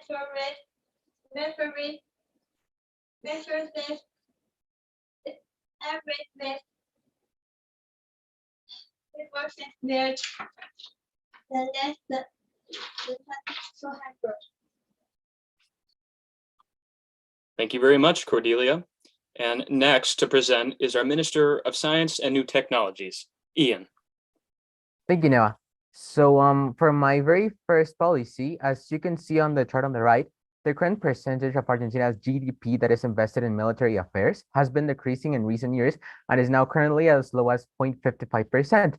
So to start off, to back up the rest of my policies, I propose to continue this trend by decreasing it all the way down to 0.15% and redirecting these funds directly towards the innovation sector, thus giving us an extra 0.40% to work with, which more than doubles the previous 0.38% the sector was given in 2021 and sums a total of over $13.9 million, which of course will be quite useful. Next slide, please. So with these acquired points, I'd like to speak about my second policy, which is actually the one that will deal with our country's emergency most directly. In this policy, we will heavily support the research and production of new varieties of crops, especially ones that, one, have a greater resistance against situations of drought, and two, can reduce the cost required to grow them, as well as their impact on climate change. This policy also involves creating and actively supporting a brand new institution that will attempt to turn as green as possible the several processes found in the agricultural sector, which is one of the industries Argentina's economy relies on the most. Furthermore, it will also aim to recreate a dialogue between scientists tasked to this and the heads of the sector. Last slide, please. As for my third policy, it will be mostly entirely focused on biofuel alternatives, as transportations and exportation of goods is also a sector Argentina's economy relies very heavily on. Scientists on this field will be cooperating with those mentioned before so we can make the obtaining biofuels as efficient and reliable as possible because of the massive importance renewable energies currently have. And that actually brings me to my fourth and last policy, which will essentially be a massive boost to solar power as a main alternative to fossil fuel, basically seeking its development and spread among the population. Thank you. Thank you very much, Ian. Our next minister to present is Scarlett, who is our Minister of Internal Affairs and Communications. Thank you. As the Minister of Internal Affairs and Communications of Argentina, I will present our policies and initiatives. The first one is to set up an International Climate Protection Day. We will make use of Argentina's labor force base to call on people to encouraging citizens to take the initiatives to protect the environment by participating in the activities, as well as using the internet, advertising, or other media to convey the concept of environmental protection to the people. Next slide, please. The second one is to hold climate conferences and forums with countries we cooperated and invite neighboring countries to participate in the discussions on measures to address global climate change and workout agreements. Additionally, we will create an app to share the advanced experience and technology from different countries in climate governance online. Next slide, please. And the third one is to have a regular update and establish official communication channels. So people are getting true and effective information and not relying on social media. We will try our best to respond to the voices of people and provide accurate assistance and insurance to those injured in the heat waves. As the bond of communication between the country and the people, we will contact local hospitals to set up specialized departments to provide medical services for people who suffer from insolation during the heat waves. And we will also communicate with neighboring countries to lead a hand in times of need. That's all. Thank you. Thank you very much. Our next minister to present to you all is our Minister of Education and Youth Development, Fang.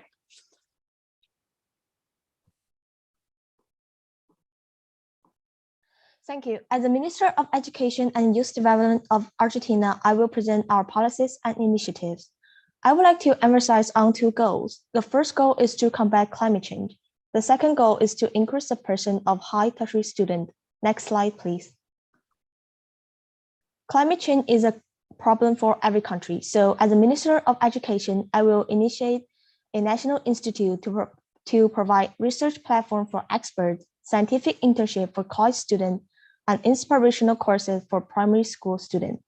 Besides this, Argentina is able to launch annual academic conferences for foreign experts to suggest innovative plans and share their successful experiences, for local professors to provide statistics they have gathered, and for government sector to evaluate and report and to carry out suitable policies. Next slide, please. The second goal is to push economic growth through education. Argentina currently has 93% of basic education, but lacking of high tertiary education. This results in high unemployment rate, causing social instabilities. While rich in mineral resource, the poor mining exploitation technology prevented Argentina to exploit resources at a high level and sustainable level. Therefore, education sector will address this obstacle through sponsor outstanding students to acquire cutting-edge technology abroad. Top tertiary students who major in engineering are encouraged to study in US and China to bring their vision back to construct Argentina. By cooperating with energy sector, Argentina will purchase eco-friendly machines to reduce carbon emission, encourage vocational education to raise experienced workers, and to stabilize the society by reducing the unemployment rate. Thank you.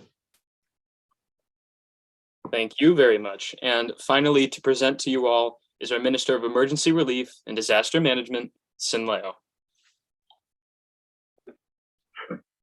Thank you, delegations. Thank you all. This is the Minister of Emergency Relief and Disaster Management in Argentina. First of all, I will present our domestic policies. The first one is establish a nationwide disaster prevention and reduction system and formulate standardized guidelines for disaster prevention and mitigation and provide effective reference programs. This policy is set to promote the disaster prevention and reduction system in Argentina. It includes early warning system, data and information sharing platform, analyze mechanism, and supervision system. Especially during the extreme heat waves, we need to enhance the supervision on the forest areas so that we can effectively prevent the wildfires caused by extreme high temperature. The second policy is set to provide enough supplies to the disaster affected person. And the third policy is set to ensure the basic living of the internally displaced persons. You can see the standard of the shelters with basic living equipment and basic infrastructure. And the first one is to, in 1 to 3 years after the disaster, orderly progress the post-disaster reconstruction work. Please turn to the next page. Here is the bilateral policies with Brazil. First one, Argentina and Brazil have agreed to set up a joint mechanism to tackle the climate change crisis. And Argentina and Brazil agreed to carry out regular academic and technical exchanges on disaster prevention and reduction. These joint policies are not only benefit to both Brazil and Argentina, but also is good to the whole South America because it can enhance the ability of it to cope with the disasters. Please turn to the next page. Thank you. And here are some multilateral policies. Argentina, China, Germany, Indonesia, Saudi Arabia, and the United Kingdom have agreed to set up a disaster information sharing platform to reduce the impact of cross-border disasters. Sorry, Minister, your time is up. Oh, thank you. All right, thank you, Victoria. That concludes our presentation. And at this time, we're ready to hear any questions from the deciding committee. So we'll turn things over to you guys. I will stop sharing. Wonderful. Thank you so much. Deciding committee, I'm going to give you about 30 seconds to finish inputting your scores into the score sheet. Once that 30 seconds is up, we'll begin with the dissertation and defense questions.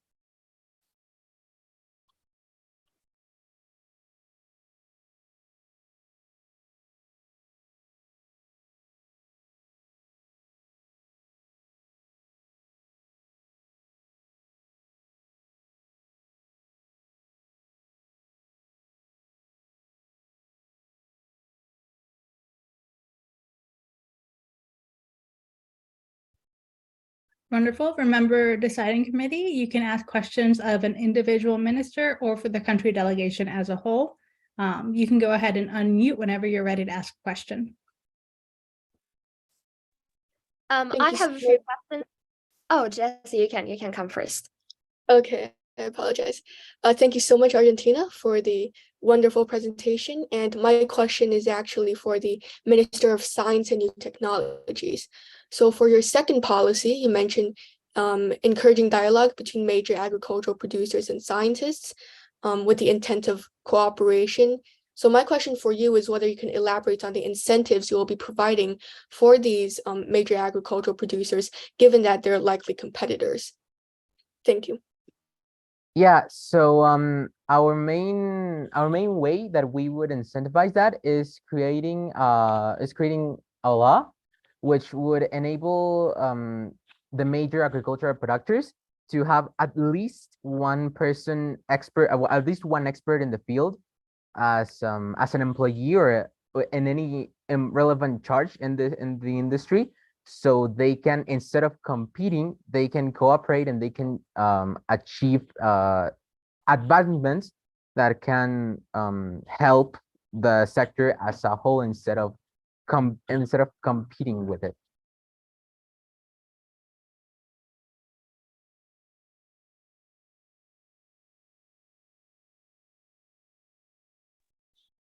Okay, thank you so much. And I have several questions for you. The first question is about the environmental department. You have said that you are going to achieve a goal, that is, you are going to reduce some kinds of things like 60% in 10 years. And then I think that is a really big goal. And how are you going to achieve this? And why do you come up with the number of 60%? So our goal was to reduce water scarcity by 50% by 2035.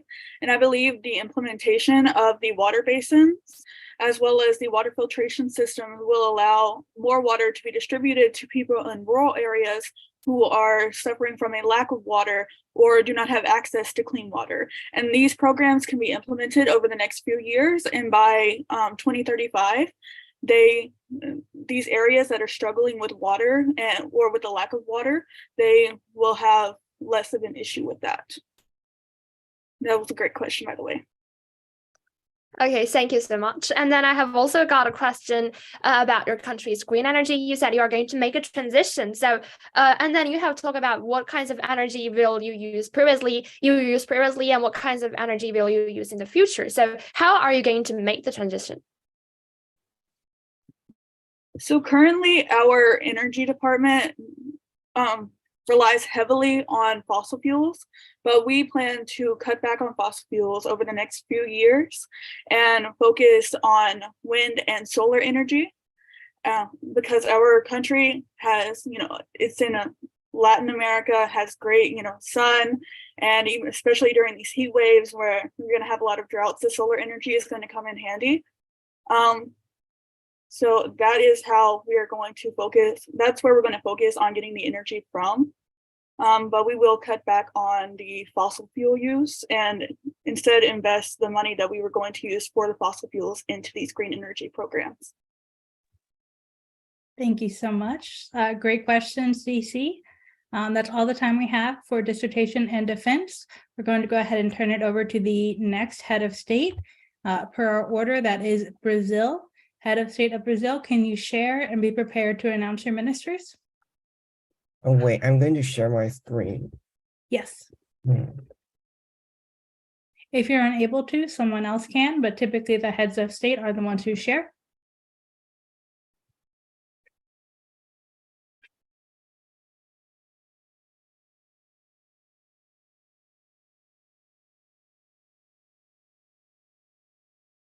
Wonderful. Are you able to put it into present mode? Thank you so much. You can get started whenever you're ready. Yeah, I'm going to start now. We are the representatives of Brazil, and we will now present the policies of the ministers of our nation. The first president will be the Minister of Environment and Sustainable Development, Andrew. Can you all hear me clearly? I just want to check. Thank you. As Minister of the Environment and Sustainable Development of Brazil, I will present our policies and initiatives. My ministerial goal is to reduce dependence on renewable energy sources in the following 15 years. I will use 3 policies to accomplish it. Firstly, domestic policy. For the coming 10 years, we will focus more on fossil thermal plant substitution, aiming to accelerate the expansion of renewable energy sources. We are going to build at least 5 solar power plants in the next 10 years and expand a Itaipu and Passareal hydroelectric power station. Next slide, please. Thank you. Secondly, Brazil is going to collaborate with Italy. The 2 countries will share technology concerning carbon output and energy. By 2030, Brazil and Italy aim to improve the sustainable development rate by 1/3. The data will be collected by experts and the governments, and the exact result will be sent to the public. Next slide, please. In the third place, 12 countries around the globe have agreed to build an international research center to improve the current progress of developing renewable green energy. Countries will achieve 70% of the transition from traditional to clean energy sources by 2050. Also, we will combine nuclear energy and with renewable energy to achieve greenhouse gas emission reduction and sustainable development with 13 years. And Brazil will provide theories and advanced technology. I believe that these policies will guide the planning and monitoring of Brazilian environment over the coming years, and dare the promotion of a more prosperous and sustainable Brazil. That's all my policies sharing, and I will pass it to our head of state. Thank you. And now I'm going to present the next minister, the Minister of Energy, Joanna. Thank you. As Minister of Energy of Brazil, I will present our policies and initiatives. Our ministerial goal is to develop green and clean energy to reduce carbon emissions and to develop hydro energy. First, Brazil will continue to build green hydrogen energy centers, including electrolytic plants over the next decade. The Australian company Energix has already cooperated with Brazil, a 5.4 billion project that will produce more than 600 million kilograms of green hydrogen annually. We'll continue to set up more energy centers. Because we have to face in challenges, including safety, storage, and use of water, we have a second policy, which is a international agreement that Germany can provide Brazil with liquid organic hydrogen carrier technology, and Brazil will provide 25% of the blue hydrogen energy supply. Next slide, please. And also with the World largest Amazon rainforest in Brazil, the Space Research Agency INPE recorded 13,235 square kilometers of deforestation in the forest. The shrinkage of the forest has indirectly reduced rainfall in Brazil and led to power shortages. Brazil will limit annual deforestation of the Amazon rainforest by states and private companies. There will be an application system for individuals. And because Brazil's financial chain may run short, we have an agreement with the European Union that they will provide Brazil funds for Amazon rainforest restoration and green hydrogen research, and Brazil can provide the EU biofuels and the clean energy. Next slide, please. And finally, Brazil will build seasonal pump storage plants parallel to major rivers over the next decade. So in a word, Brazil are committed to developing new clean energy sources and be willing to work with other countries to solve energy problems. That's all. Thank you. Okay, so the third minister to present will be the Minister of Food and Agriculture, Jasmine.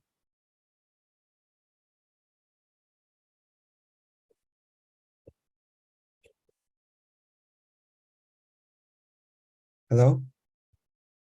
Jasmine, are you able to unmute? Hi, sorry. No worries. Yeah, so my main ministerial goal is to first combat deforestation, and then in the meantime, we'll double crop with corn, our two main exports, corn and soy, by taking advantage of the full rainy season. And then after 10 years, so around 2033, we'll add cover crops to refertilize the land. And in the meantime, we'll set up reforestation projects with Argentina. That's all. Thank you. And the next is going to present will be the Minister of Transportation Infrastructure, Lucy. Here is the Minister of Transportation and Infrastructure. The ministerial goal is to first improve infrastructure and second slow down the process of deforestation by foraging other ways to increase profits rather than selling trees. First, Brazil will increase 10 bus rapid transit system in main cities over the next 3 years because Brazilian main cities suffered from poor transportation design and infrastructure, increasingly relying on cars and motorcycles, causing traffic jams in the streets. This improvement will reduce commuting time, so people would like to take public transport instead of private cars, thus reducing exhaust emission. Next slide, please. Second, Brazil will build 2 highways and 1 railroad in remote area over the next 10 years, and will reach an agreement with France. France shared technology in building highways with Brazil, and Brazil financed the building themselves. Also, Brazil will make sure not to build roads across Amazon rainforest. The construction aims to transport raw materials to factories in higher efficiency and lower cost to increase profit. Next slide, please. Third, Brazil will build water irrigation system over the next 10 years. The main content is that we build irrigation channel to transport water from rivers into the drought-stricken central, southern, and northeast regions for irrigation. Therefore, those regions can get water to cultivate crops and trade crops. Thank you. The next minister will be the Minister of Education and Youth Development, Kelly. Thank you. And as the Minister of Education and Youth Development, I'm going to present my ministerial goals and initiatives, as well as the policies. So firstly, our goal is to ensure young people to be prepared for entering careers that are needed to create and maintain a sustainable future. And we've made 1 domestic policy, 1 bilateral policy, and 1 multilateral policy. Next slide, please. So firstly, this is our domestic policy. Brazil will make sure that vocational education training equips students for jobs related to sustainable development. We'll ensure that all students enrolled in the VET programs acquire the specialized knowledge needed to fit the jobs that are crucial to creating and maintaining a sustainable future. And we'll set strict requirements in testings of the VET's teaching quality. Next slide, please. And for our bilateral policies, Brazil is cooperating with Japan, and we've agreed to cooperate and work together from the year 2025 in order to gain a comprehensive system of environmental protection. Universities in Japan will offer courses to students majoring in environmental protection in Brazil. Japan and Brazil will set environmental protection as a mandatory course in primary and secondary schools. And in return, Brazil is going to provide football training for Japan. And for our multilateral policies, the countries of Australia, Brazil, France, India, Japan, and the United States have agreed to establish a transnational education management group to jointly develop the climate change education policies and information flow whitelist. The program is expected to begin at the beginning of 2028 and will continue to admit countries willing to provide support for youth development and sustainable development. That's all of my part. Thank you. The next minister will be the Minister of Emergency Relief and Disaster Management, Carter Bigger. However, he has got some personal issues, and he told me that he's going to be absent only for a few hours. And I will temporarily assume his role and try to explain his ideas briefly. So I'm going to start my presentation. First, the ecosystem are vital for Brazil, and the climate variability and change pose serious threats to Brazil's people and economy. So to protecting the environment is very vital for Brazil's further development. Emergency relief and disaster management plays a key role in the country's ability to respond to disasters surrounding climate change. So what's a disaster management? It's a process that involves a systematic approach to managing the resources for preparing and responding to the disasters. Preparedness. Develop an emergency response plan. Brazil create policies and procedures, designate roles and responsibilities, identify resources, for example, people, equipment, and funds, and identify evacuation routes and emergency shelters. The second part is response, addresses the immediate and short-term action. Evacuations, search and rescue, and emergency medical assistance is both important responses and disaster recovery, addressing the long-term action. Housing, economics, and infrastructure system rebuild are very important for people's further life and the country's further development. And the last is the prevention. We need to recognize that we cannot always prevent disasters. We can learn from previous disasters and potentially lessen the impact and severity of future ones. We will educate the public about how to prepare for certain disasters and will install improved warning systems. In summary, as you can see from the charts on slide 2, floods and wildfire have impacted significant amount of people, and emergency relief and disaster management plays an important role in protecting the people, environment from further damage and the overall economy of Brazil. This is the bibliography page, and we've all finished. Wonderful. I'm going to give the deciding committee about 30 seconds to finish inputting their scores for this country, and then we'll start dissertation and defense.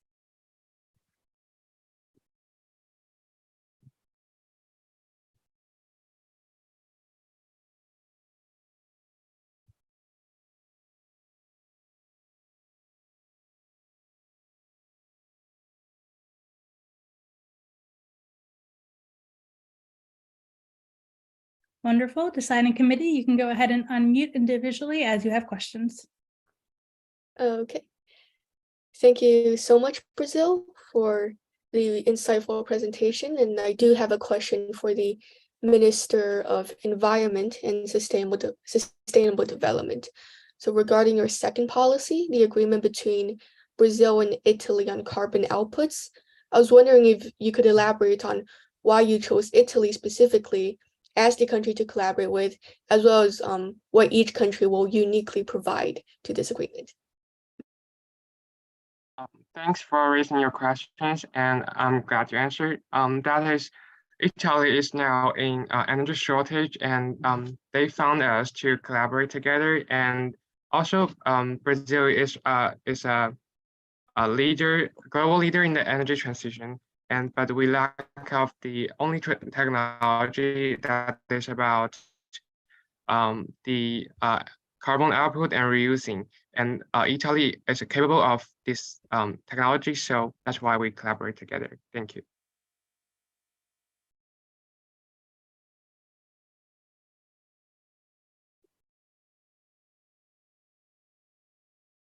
Wonderful. I believe Taylor has a question as well. Yes, my question is for the Minister of Food and Agriculture. Could you elaborate on the deforestation projects that you have with Argentina, and how exactly will that benefit Brazil?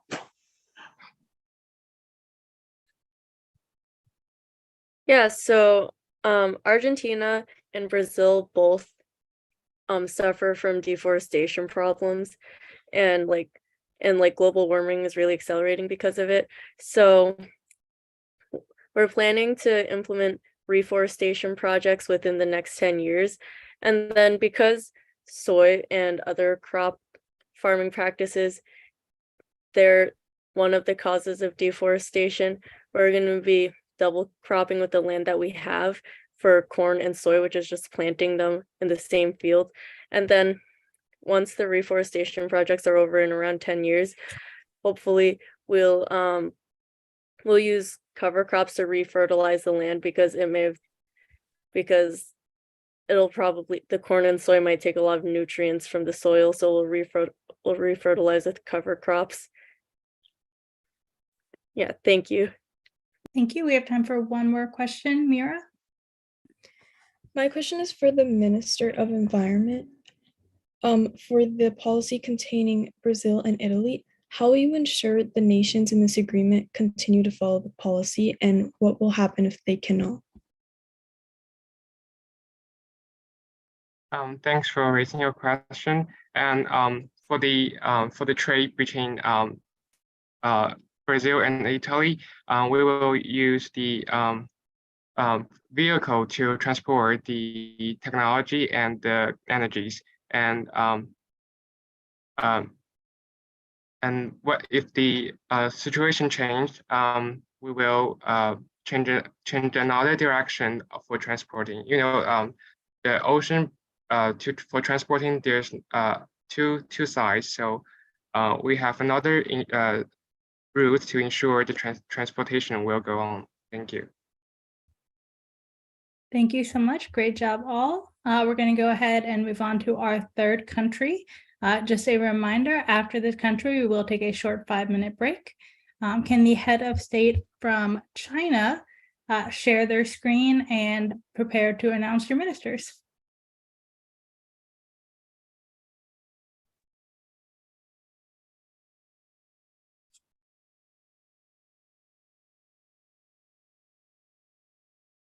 Hello, we are the representatives of China, and now we will present our policies regarding our ministries of our nation. The first to present will be the Minister of Environment and Sustainable Development, Jerry.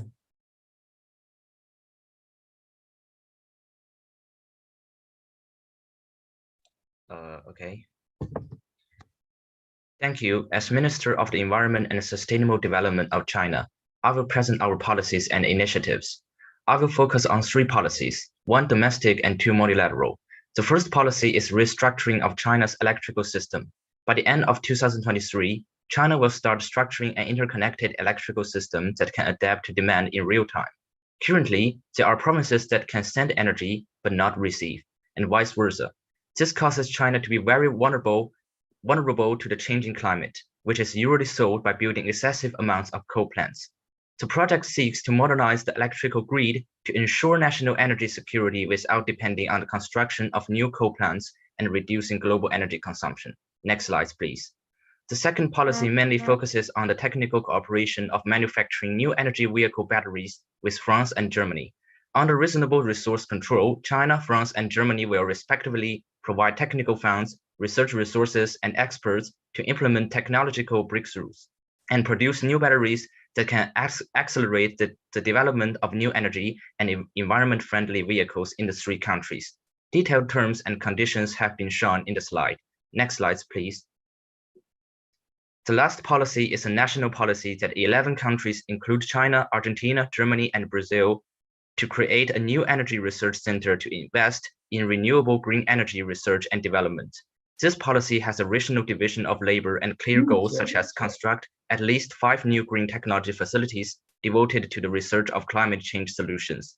Besides, in order to ensure that decisions are made in the interest of the member states, each country contributes to the decision-making committee within the research center, which is responsible for making creative and consistent decisions.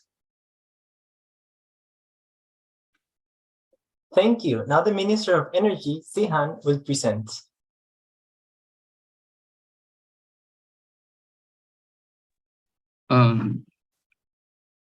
Thank you. As the Minister of the Ministry of Energy of China, I will present our policies and initiatives. Our first policy is decreasing dependency on coal usage as an energy source. Coal is currently being used as a major energy source in China, whether it be for industrial production or for generating electricity. On the graph on the right, we can clearly see that since the 21st century, coal production in China has skyrocketed, surpassing every single main coal producer in the world. The burning of coal increases carbon emissions, also emitting dangerous gases into the atmosphere at the same time, which can severely threaten sustainability. Our measures to counter this problem include increasing domestic tax on coal and charcoal by at least 3% and implementing tariffs on coal and charcoal imports by at least 3%, as well as reducing domestic coal production by at least 2% before 2024 and 5% before 2028. Next slide, please.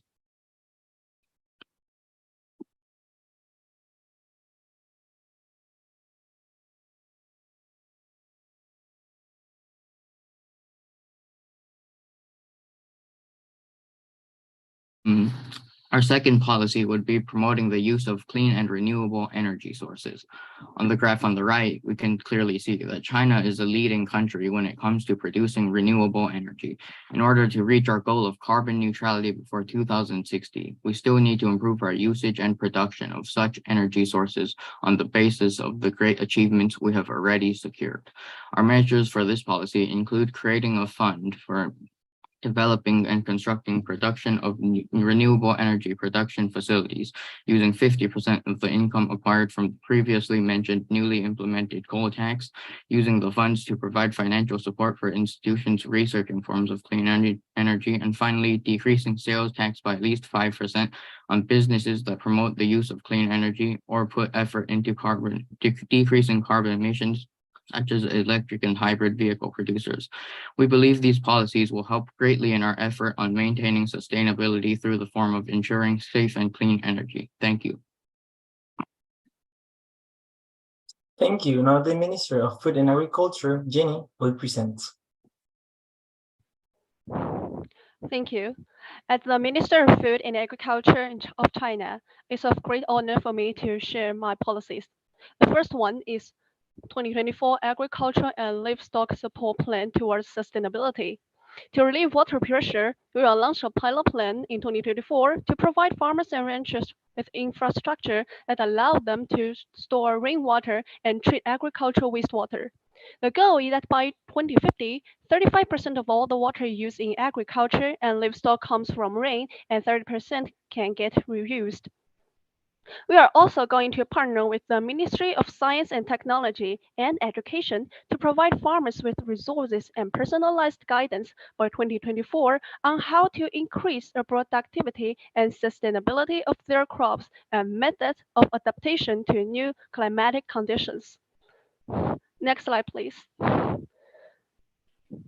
The second plan is strengthening of the 10-year reforestation plan, also to be performed internally. We plan to enhance China's current commitments to avoid desertification by increasing the forest stock volume by 9 billion cubic meters by 2030 from the 2005 level. Next slide, please. The last one is about the seed innovation plan. Along with the European Union, France, Indonesia, Mexico, India, and Germany, we will make this international plan. According to the plan, we will create a common research center by 2027 to develop high-yield crop varieties that can survive extreme conditions under the collaboration with the Ministries of the Science and Technology and the Ministries of Agriculture of all countries involved. Thank you. Thank you. Now the Minister of Industry, Jared, will present. Thank you, delegates. Thank you all. I'd like to introduce China's industrial solutions to fight against climate change. The first is about domestic policy. In China, where many areas are facing water shortage problems, we've decided to establish and improve a great resource management project. The map is shown in the right. This is named Interconnected System for the Supply of Water Resources. As we all know, extreme weather conditions have caused substantial differences in rainfall in different regions of China. In some regions, there are floods, and in others, desertification is increasing at alarming rates.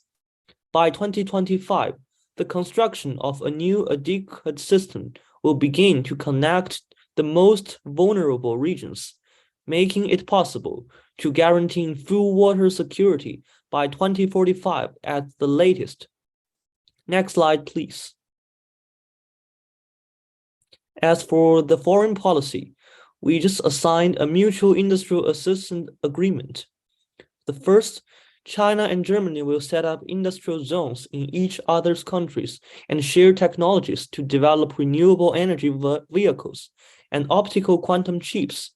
Second, China agreed to export mechanical and electrical products and textiles to Germany and provide a 40% tariff reduction. Germany agrees to export medicine and pharmaceutical products to China. Both countries will dispatch scientific research and personnel to exchange. China agrees to provide Saudi Arabia with discounted rights to use patents related to civil nuclear industry. Saudi Arabia will provide China with their resources below the market price and tax reduction. The next one will be the Minister of Transportation and Infrastructure. Thank you. Now the Minister of Transportation and Infrastructure, Ishan, will present. Hello, everyone. So the first policy I'll go over will be my international multilateral policy, which is the China International Green Development Coalition. So many Indo-Pacific region countries suffer from an excessive coal consumption, among other energy-related problems. The joint policy between China, India, Russia, South Korea, Japan, UK, Indonesia, Saudi Arabia, Canada, and others is to decrease coal consumption by 30% in 20 years, share clean energy technologies which China is advanced in, particularly in hydroelectricity, find ways to minimize coal energy loss, and promote corporations to transition to cleaner energy forms such as wind, solar, nuclear, geothermal, hydroelectric, form clean energy goals, hold each other accountable, and also one major component will be Chinese projects funded by Chinese loans and corporations in other countries to help them develop their infrastructure for clean energy.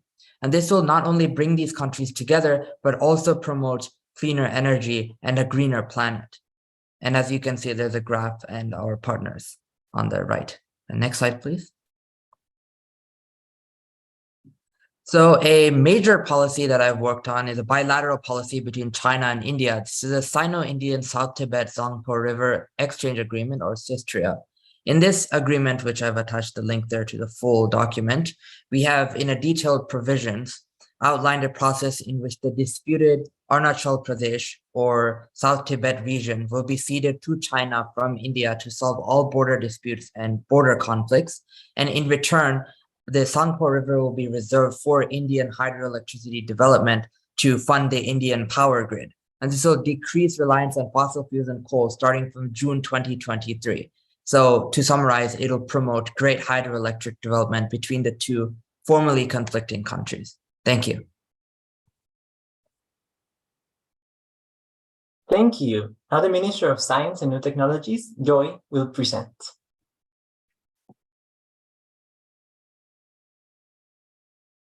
Okay, I will introduce the national policy, and that we want to make nuclear energy a national scientific property, especially the nuclear fusion energy. And by 2040, nuclear energy will account for at least 35% of national energy production, replacing the current rule of coal. And we will fund 900,000 particle and for scholarships per year to increase the number of workers in renewable industry and driving innovation. And this will have made a demand and feasible China demands in renewable. Next.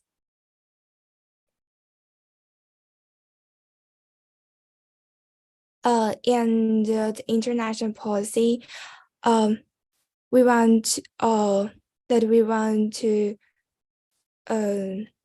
promoting that for the transition of human society from a society dominated by the traditional energy to a society dominated by clean energy like solar energy, wind energy, and nuclear energy. And the measures, first, we will establish annual research exchange programs and development into the materials. And secondly, extending the lives of nuclear plants, contributing to a project for 40% reduction in user demand for the gas in the countries in 2045 compared in 2022. And members will offer technologies to countries that lack of nuclear and power. By 2045, nuclear power will generate 35% of members' electricity. Thank you. Thank you. Now, the Minister of Education and Youth Development, Gabriela, will present. Thank you. As Minister of Education and Youth Development of China, I will present our policies and initiatives. During this summit, I worked on creating a domestic policy that would decrease the amount of waste our nation produces.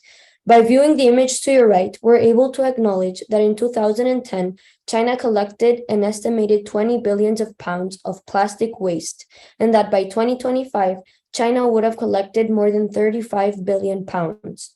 My proposed solution is called Sustainable Education, which consists of a plan completed by 2027, where the more than 1,500 schools in China will shift to environmentally friendly practices. These will include the following: eliminating the sales of plastic water bottles, replacing paper products such as notebooks with digital ones, and implementing mandatory school transportation in order to reduce air pollutant emissions. Next slide, please. For China's bilateral policy, we formed a collaboration with the nation of Italy, where by 2025, both our governments will have implemented required courses regarding climate change in elementary, secondary, and tertiary educational institutions, and each course will be fit for each grade level.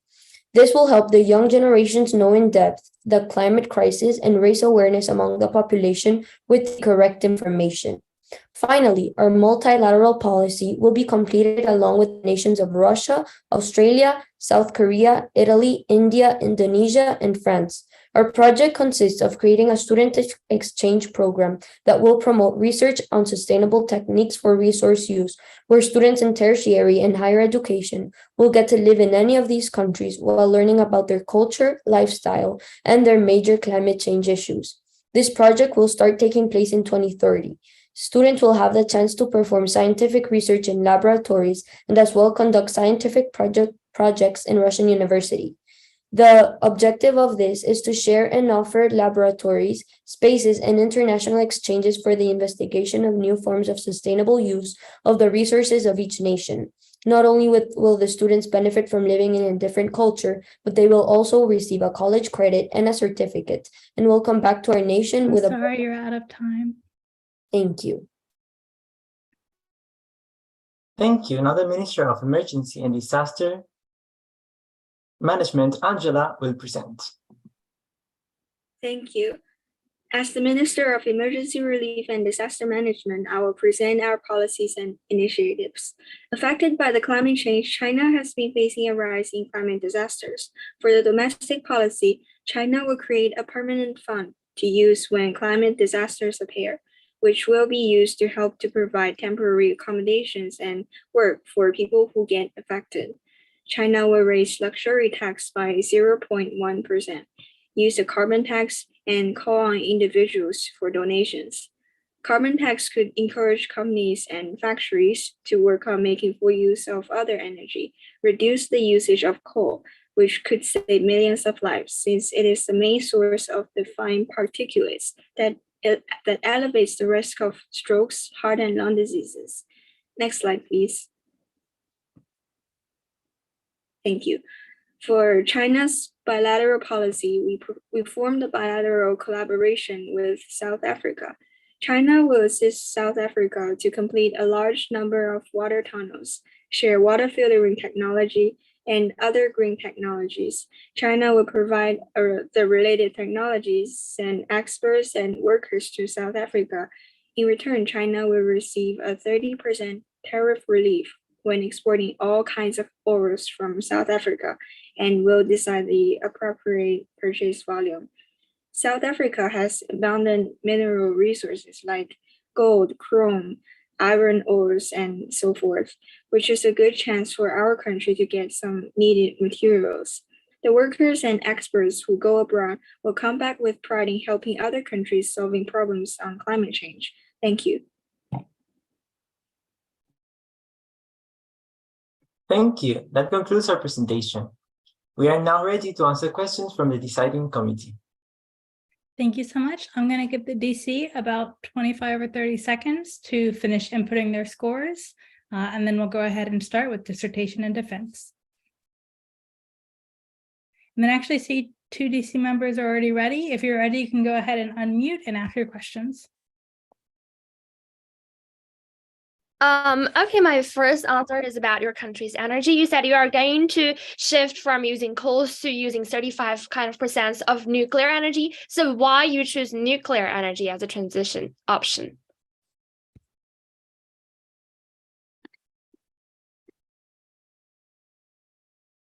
As the head of state, I may answer. Okay, so China now depends too much on coal, and still shifting to other sort of sources is going to mean that China is going to continue polluting. So we're going to use nuclear energy as a transition mean so that we can after substitute all those nuclear energy power plants and then continue developing our energy green sector. Thank you.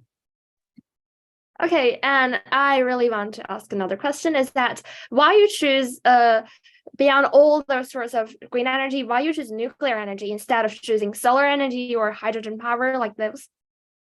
Because China is trying to pursue a net zero by 2060, and it's just really hard. It's not like realistic to achieve that just with green energy.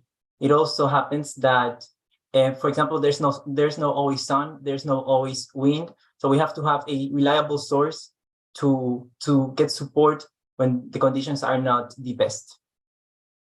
Thank you. Okay, thank you so much for your answer. And then I have also got a question for your Minister from Education, is that you have talked about you want to reduce plastic and paper waste, and then you are going to achieve this, that you are going to change them completely in 2027. And that is a really big goal. So how are you going to achieve it? Like what kinds of department are going to attend managing this goal? Well, we're going to use replacements. For example, for the water bottle issues, we're going to implement water fountains and students can take their own water bottle. And for digital, well, we believe China is very advanced in technology. So it will be very easy for us to implement these types of technology in schools. Okay, thank you so much for your answer.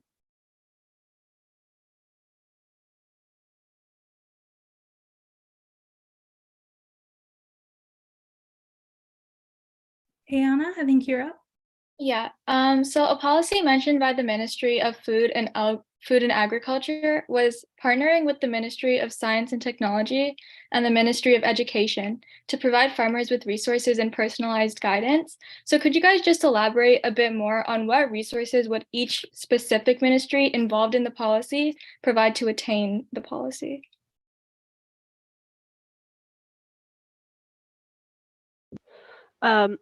For the seed we will provide is the food that the farmers will need. And actually how we will prove is to send our culture to the farmland, and we will let them to communicate with the farmers, and we will also communicate with the growers, just like what we do to eliminate the absolute poverty. Thank you. Thank you so much. Unfortunately, that's all the time we have for dissertation and defense. As promised, we will have a 5-minute break. Please stay logged into this Zoom room. It is right now 9:30.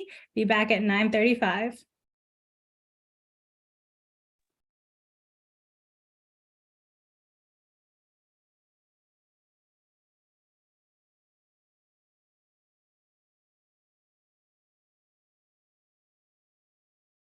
Our open mic session. We really look forward to hearing all that you have to say. Thank you, everyone. And first of all, I would like to shout out my delegation, United Kingdom.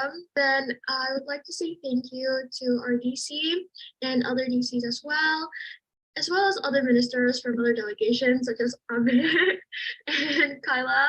Also, a special shout out to my Dragonary Imagine bandmates, as well as our Imagine Dragons. You guys are such great fans, and you know what? We'll go on tour someday. Someday we'll tour. Someday, guys.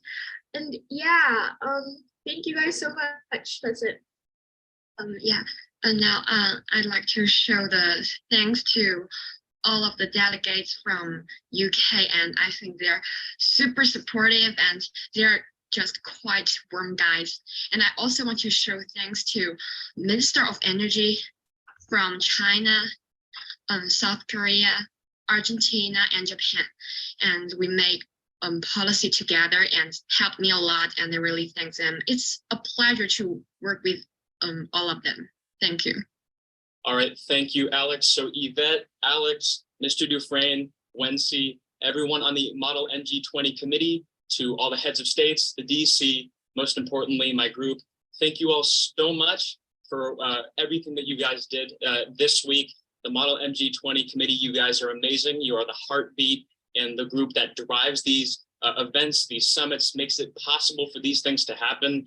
The people that I worked with in Brazil, you guys from day one till the last day were sponges. Your willingness to soak up the information, to learn, your open mindset, being willing to grow, to take risks, try new things was so admirable. You guys are amazing. And honestly, Nova Academy has changed my life completely. I'd say without having attended one summit, I've learned a ton about myself over the past couple of years. So again, you guys are amazing. That's why I would highly recommend anyone to attend any of these summits. And all of you, the 198 people on this Zoom, the connections don't stop at a week.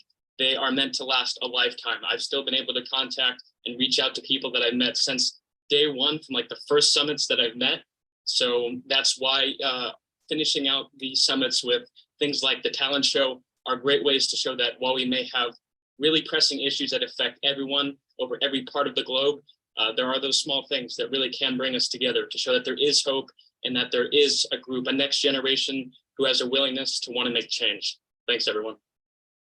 Hi, everyone. So first, I just want to say thank you to my delegation, Turkey. You guys are amazing. And I especially want to shout out Anna.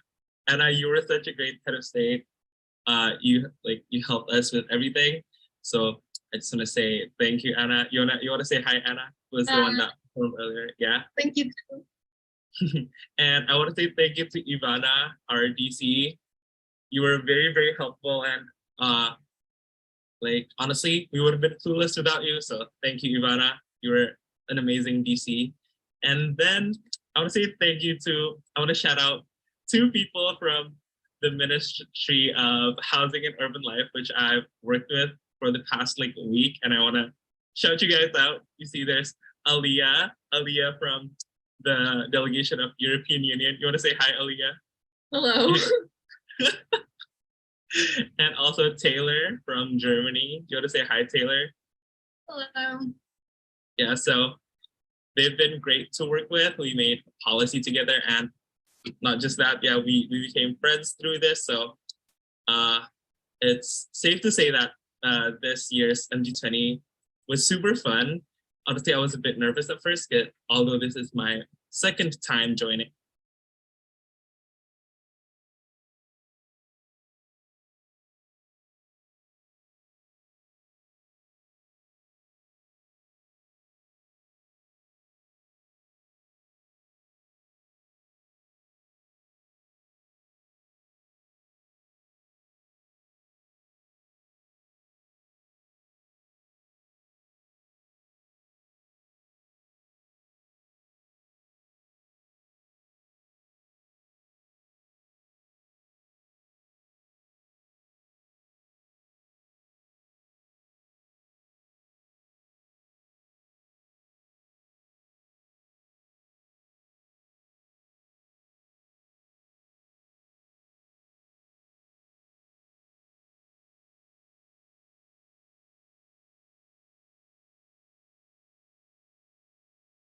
Welcome back, everyone. Thanks for being back so promptly. Next up, we have Germany. I think the head of state is already sharing. So head of state, take it away.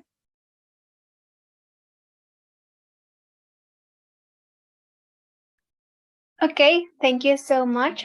We are the representatives of Germany, and we will now present the policies of ministries of our nation. The first to present will be the Minister of the Environment and Sustainable Development, who is Fiona. Oh, thank you. As the Minister of Environment and the Sustainable Development of Germany, I will present our policies and initiatives. First, for our main goals, we have three. The first is further expand the renewable energy and effectively use resources. And the second, build Germany into the leading position of the European Battery Union. And the third is construct a sustainable system in all aspects. And those are our main goals. And next set, please.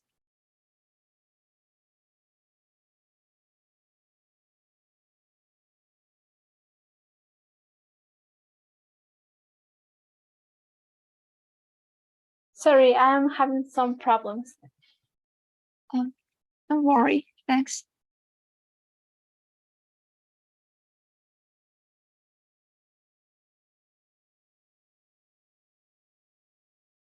And for our thanks.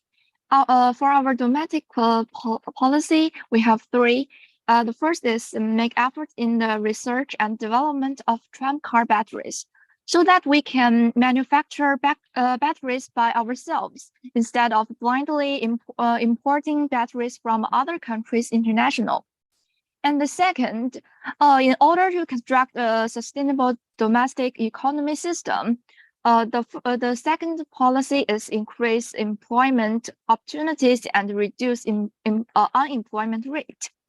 And the third one is protect domestic tourist attractions recognized by the United Nations and the surrounding environment. Also strive to explore new developable scenic spots. Next slide, please.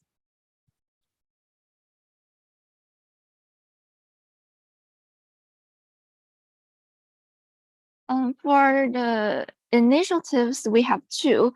The first is accept China's tram battery manufacturing technology for domestic tram development. And the second is work with China and France to make breakthroughs in the production technology of tram car batteries. Those two can help us provide a huge impetus for China's tram industry, and will help us master the most advanced battery development technology in the world and solve the problem for domestic employment tension. That's all, thanks.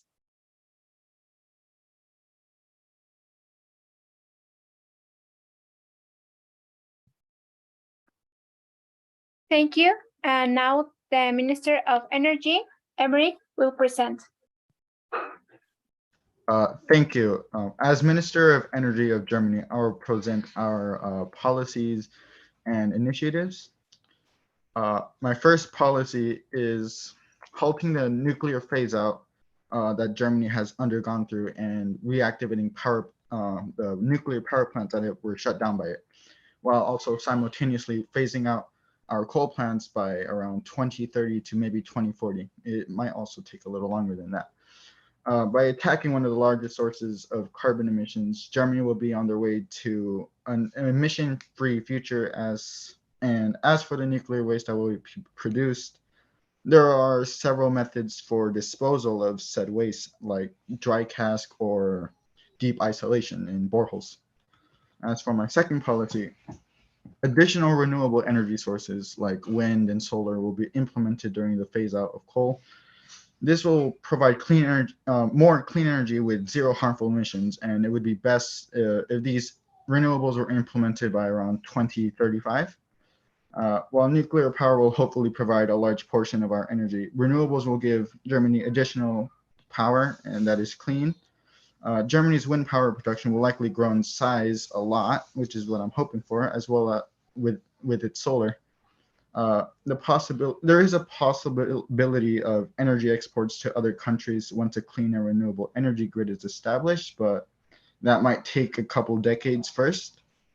And while I only have two policies, I'm certain these two policies will help impact against climate change and will help us fight it even more, at least here in Germany. That's all. Thank you. Thank you. Now the Minister of Food and Agriculture, Kitty, will present. Okay, I'm here. I'm going to. Hello, everyone. My name is Xiang Yibi or Kitty, the Minister of Food and Agriculture from Germany. Now I'm going to give my final presentation, and it is divided into three parts. First of all, I'm going to briefly talk about the agricultural condition in Germany. As we all know, German agriculture is highly mechanized. For example, many German tractor brands are widely known all over the world. The most developed types of agriculture in Germany are animal husbandry and planting, and our animal husbandry is more evolved than planting. Additionally, we have large volumes of cereal products, milk and dairy products, meat and its processed products, and alcohol, which take up the most of our exported products too. Germany is good at using technology and science to create more breakthroughs in architecture. So far, Germany has controlled many very sophisticated mechanical engineering and genetic technology. Furthermore, Germany always actively communicate and cooperate with countries all over the world on agriculture. For more details, I will talk about them later. However, with the increasing extent of global climate change, more and more issues has been exposed, and steps must be taken to solve them. My first policy is in views of the former. We will actively develop new irrigation technology, try to further popularization of vegetable greenhouses, and sought an international partner to cultivate drought-resistant seeds. Our details is Germany and Britain will work together to develop new drought-tolerant crops, and Germany is trading irrigation technology with China and Britain. Next page, please. He make efforts in research and development of. It's not my page. Sorry. Yes, I'm having some problems. Could I stop sharing and try it again, please? Okay, I can talk about this myself. And the next policy is to we are limit the emission of greenhouse emissions, and we are going to improve the research of biogas electricity generation in technology, and we cooperate with America, Brazil, and India for further research. And the last policy is garbage sorting policy. If in Germany teenagers should be educated for garbage sorting, and if you didn't follow the rules, you will be fined about 150 euro or to 200 euro, and that's all of my policies. Yes, thank you.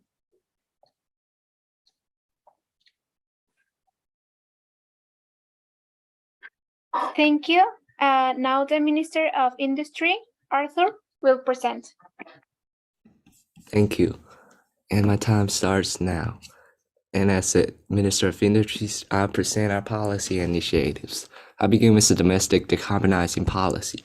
And Germany has committed to decarbonize its own industry and to accelerate the expansion of renewable energy. Germany must devote 2% of its land area to wind power, and for commercial buildings and new private buildings, solar panels must be installed, and creating more space for ground-based solar installations is also part of a plan for rapid growth in Germany's two most important renewable energy sources. And as a result, by 2030, 80% of Germany's electricity will come from renewable sources, and Germany will invest 400 billion euros in renewable energy between now and 2030. Next page, please. Next, please, Andrea. Yeah, multilateral cooperation agreement on green hydrogen energy. Because India, Japan, Canada, Germany, and the United States of America are working together in the field of future hydrogen technology research to build green hydrogen plants. And the plants were set up as a joint venture with Germany contributing 22% of its total fund, and results are shared among them. And it's feasible that from the perspective of climate, hydrogen energy will become the main energy sources of German industry in the future. So the policy aims to accelerate research into development and the use of hydrogen. The federal government's goal is to support the smooth marketing of green hydrogen and the creation of a corresponding value chain. Next, please. It's about the Sino-Germany cooperation and the development of new energy vehicles. And China and Germany cooperates on the research of electric bikes, electric vehicles, and set up joint labs in Beijing and Shanghai. And new energy vehicles are the general trend of the future development of automobile industry. And the new energy vehicles don't produce any emissions that pollute the environment.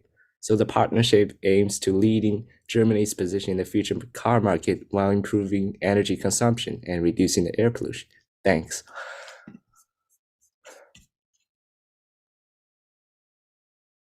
Thanks to you. Now, Minister of Science and New Technologies, Savannah, will present. Well, thank you. As Minister of Science and New Technology, I will present the policies and initiatives. So, domestic policy first is to reduce the use of air conditioners and fridges. To move on more the details for the substitution by utilizing more renewable energy such as wave energy, tidal energy, or thermal energy conversion. Well, as the resources of the air conditioner used for electrical power generation now mainly are coals, and it will cause plenty of carbon dioxide and greenhouse gas. As Germany, it is a coastal country, and so it's much more easy to gain them. By the way, tidal energy is one that most prefer. And the second way is that it's better to adjust the temperature of air conditioner to 26 centigrade. If we adjust the temperature to 26 degrees, the energy consumption will be much less, as well as the refrigerant in the same theory. And the second policy is that, next slide, please. Well, the second policy is that set some machine to stimulate the environmental enthusiasm, as rewarded as implementing an intensive program. For instance, people will gain 2 liters of milk or something benefit them every they donate 40 plastic bottles. And the last policy is that create a more natural space instead of artificial room. For example, Germany intends to plant 3 million trees before 2030. And for buildings, it will be much better if the buildings are constructed vertically instead of constructing plenty of houses horizontally. That's what I want to share. Thank you.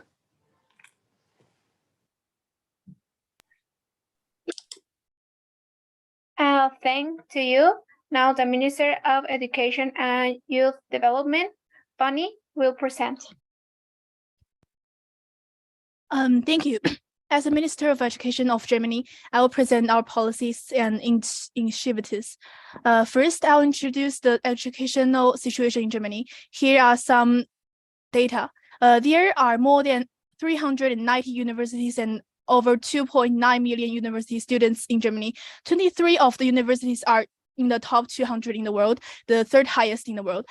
In addition, German universities have signed cooperation agreements with partners from more than 150 countries, reaching a total of more than 37,000 cooperation projects. Therefore, we can say that Germany's education level is among the top in the world. But when it comes to climate change and environmental protection, we still have progress to make. Next slide, please. In response, our ministry has written the following three policies. First of all, in the aspects of higher education, since the measures related to environmental protection and climate change have already developed in Germany, we'll give full support to their development by increasing scientific research funds and setting up scholarships. Secondly, we will carry out science lectures and relevant fields, and organize experts teams to compile relevant textbooks and popular science books. In addition, we will make close contact with environmental organizations in our country to give young people all over the country the opportunity to participate in the cause of environmental protection. Next slide, please.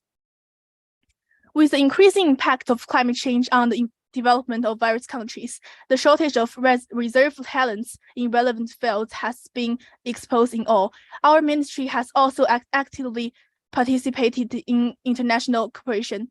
One is an international student exchange program organized by the United States, and the other is a bilateral cooperation with Mexico.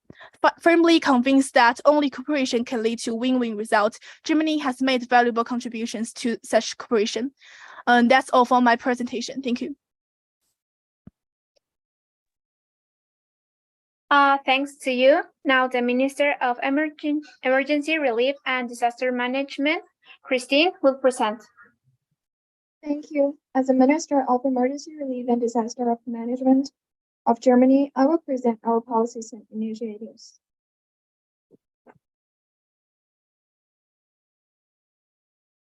Here are 5 policies of emergency relief and disaster management. From the domestic point of view, the first one is public education. Educate the public about disasters, such as how to escape and maximize their protection. We also decided to provide more jobs in environmental and climate protection, such as research, development, and construction of environmental protection facilities.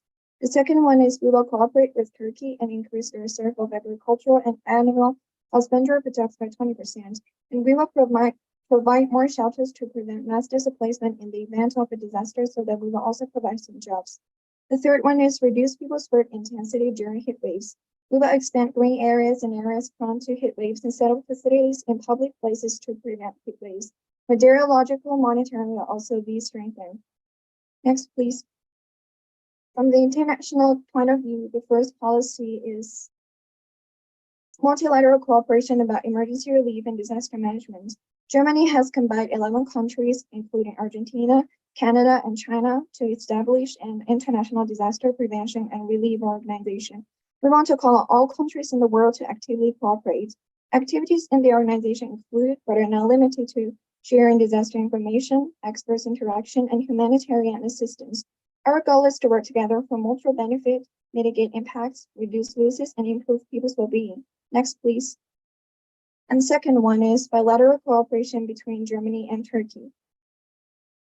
Germany has already reached an agreement with Turkey on droughts to strengthen academic exchanges between the two countries and jointly fund research on more efficient irrigation technologies, as well as to enhance economic exchanges by importing agricultural and animal husbandry products to each other under a 10% reduction in tariffs. It is expected to reduce the drought situation by 5% in 2040. That's all. Thank you.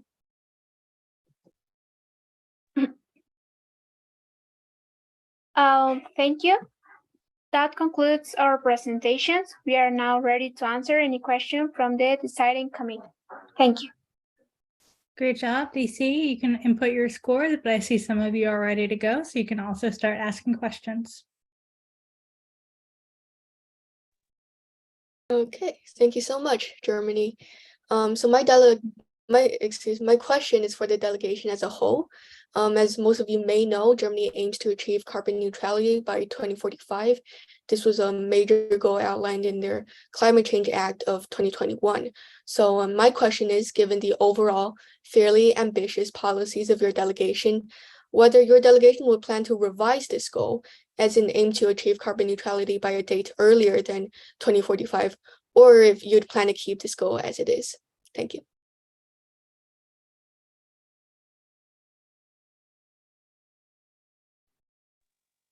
Germany in the past. Yes, go ahead. I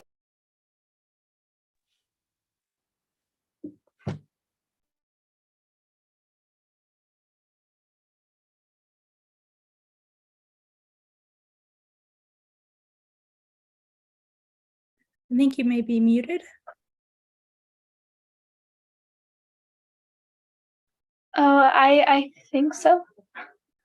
But well, answering your question, Jesse, in the past few months, Germany has trying to do that transition and actually set another goal that the nation wants to achieve that transition in 2038. So the action that is taking is to make a transition using renewable energy, but I think it's achievable to achieve that goal earlier than the 2045. I hope I could answer your question. Yes, thank you so much. My question is for the Minister of Science and New Technology. How do you intend on keeping the people in your country accountable when it comes to lowering their air conditioning? Well, using air conditioning is essential, and it is, yes, that's true. It is impossible to avoid it because of the heat wave. But when we use it, we can just initiate them to just like adjust the temperature, and also the temperature of 26 is also the most comfortable and easy temperature for human. So I think citizens would like to appreciate it. Thanks. Unfortunately, that's all the time we have for dissertation and defense. So we'll go ahead and pass the mic to the head of state of Indonesia, which will be our last country presentation. Head of state, you can share screen and begin whenever you're ready.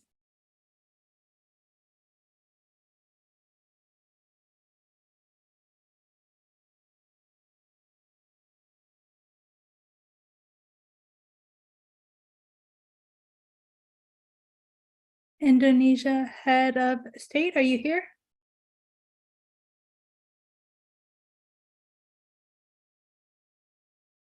Oh, our head of state has a technical issue, and he said, wait a minute.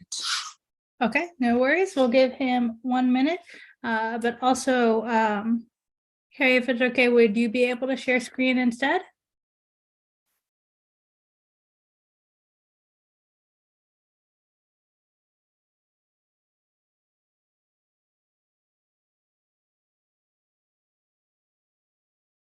Harry from Indonesia, would you be able to share screen instead of the head of state?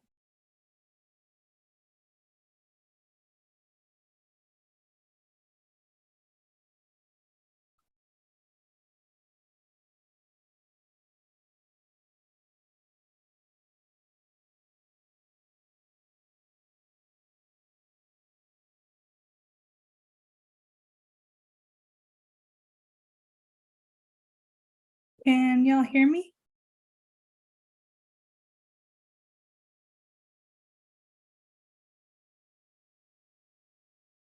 I'm also a member of Indonesia. I'm going to try to find the presentation. If you will give me a minute. No worries.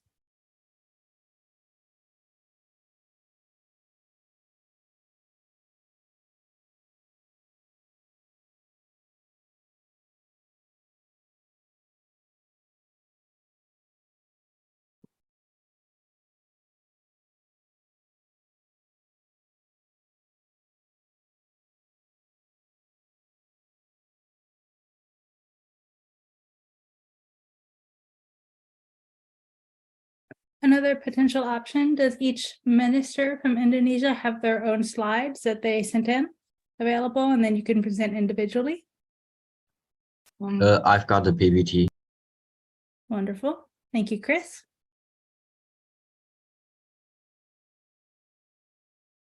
Let me see. Take your time. Actually, I have a copy of. Oh, thank you, Yvette.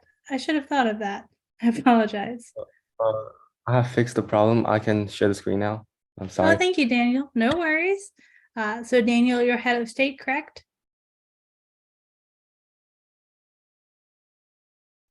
Right. Wonderful. You can go ahead and share screen and start whenever you're ready, okay? Okay.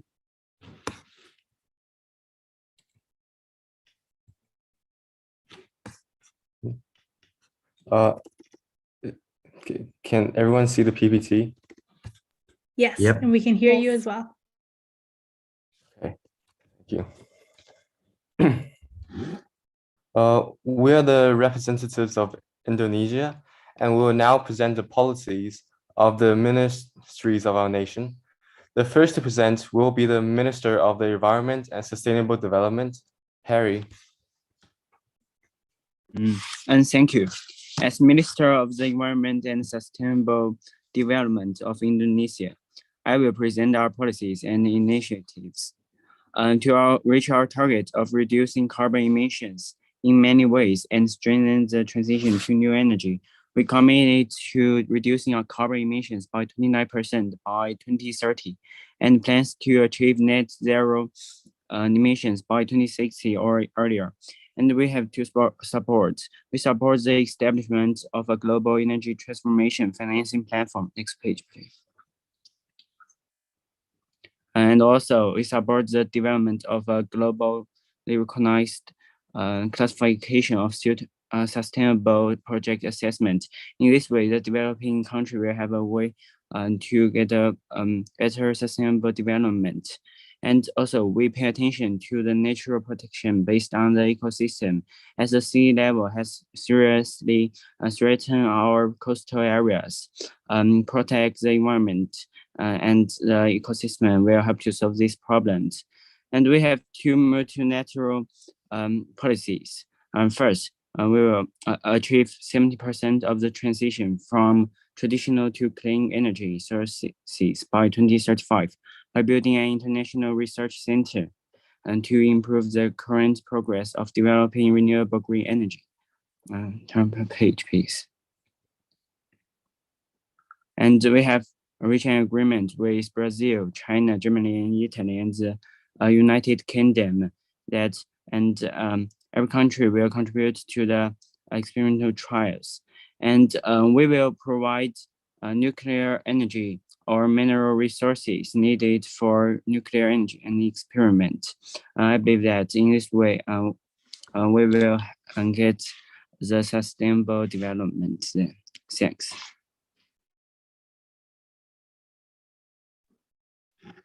Thank you. Now, the Minister of Energy, Stephanie, will present. Thank you. As Minister of Energy of Indonesia, I will present our policies and initiatives. Only around 13% of nation energy comes from renewable sources, and this must have changed. That way, our first policy is about solar energy that represents half of the capacity in renewable sources in Indonesia. We aim to increase from 0.1% to 4% by 2030. But how we are going to finance the project? The Asian Development Bank is interested in support this sector and give us a lot. And there are also two companies that have already started investments in photovoltaic energy. Now we don't have the space to create big plants.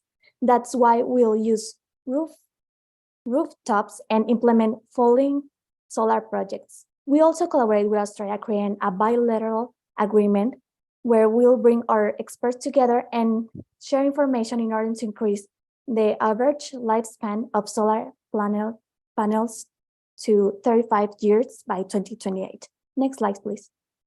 Talking about wind energy, we are in a multilateral policy with the countries of Japan, France, and the European Union to establish 50 gigawatts of commercially available offshore wind energy by 2030.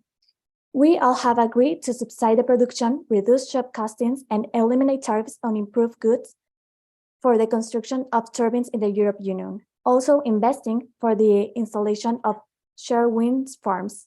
Indonesia aims to increase our productions by 5% and start develop offshore wind. Next slide, please. 4, we have a domestic policy that aims to reduce pollution by 14%. Replace coal with biomass. Indonesia is expected to be closer to the decarbonized by 2050. The PLN company has already started implementing coal with biomass in 50 coal-fired power plants. Thank you.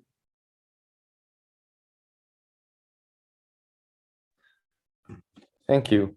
Now, the Minister of Food and Agriculture, Chris, will present. Thank you. As Minister of Food and Agriculture of Indonesia, I will present our policies and initiatives. First, we have 3 domestic policies. The first is to finish a geographical survey of fields in Indonesia and adjust agricultural production structure, ensure that crops are planted on appropriate fields in order to raise yield.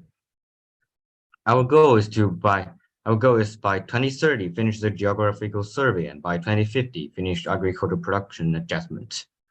And the second one is to develop fishery industry in specific areas scientifically, activate fishery potential, increase state revenue by developing fishery, and promote international trade. And the third is to start a project about protecting and transforming the coastal environment. Plant mangrove forests in coastal areas, for example, beaches in Eastern Java Island, which are only way of the ocean current and are fragile. And the next slide. We reached a bilateral agreement with Mexico. Our concept is to protect the rainforest, develop sustainable forestry, and make a positive effect in confronting the greenhouse effect. We are going to focus on stop rainforests from being cut down, and our plan is to send talented young people to more developed countries like China and America to study about forestry management and contribute to our country after they return. We are also opening a forum for these people from both sides to exchange ideas and opinions and policies. Instead of turning forests into fields for food, we will find other ways to raise food production to solve our need. Next slide. We developed a multilateral agreement with China, European Union, France, India, and South Korea. Our concept is to develop high-yield crops and ensure food security under extreme conditions. We're focusing on rice, wheat, vegetables, and fruits, and also husbandry and critical commercial crops like palm and rubber. Our contribution will contain labor force, tropical experiment field, unique species. And thank you. Thank you. Now, the Minister of Industry, Lauren, will present. Thank you. As Minister of Industry of Indonesia, I will present our policies and initiatives.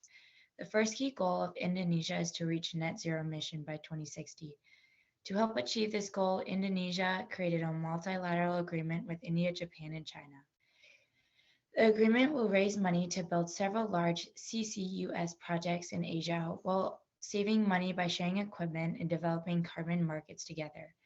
CCUS, which stands for Carbon Capture, Usage, and Storage, helps remove CO2 from fuel gas in the atmosphere and recycle CO2. It is critical that we not only find more sustainable energy sources like wind turbines previously stated, but also help remove CO2 already placed in the atmosphere. Next slide, please. A shocking statistic about Indonesia's capital, Jakarta, is 1/3 of the city could be submerged by 2050. This statistic highlights the huge effect climate change has, like rising sea levels and natural disasters have on the world, especially Indonesia.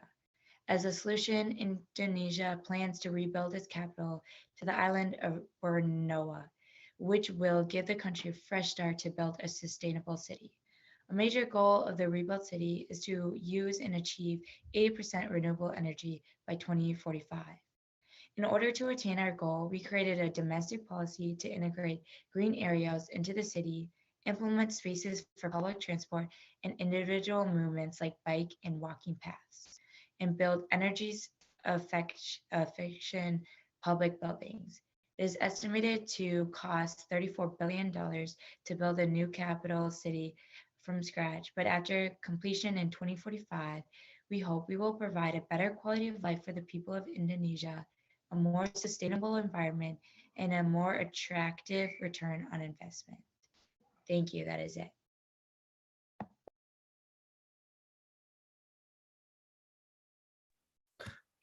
Thank you. Now, the Minister of Transportation and Infrastructure, Judy, will present. Thank you. As Minister of the Transportation and the Infrastructure of Indonesia, I will present our policies and initiatives. My first policy is rigorously develop tourist construction of the amusement facilities, improve economic strength.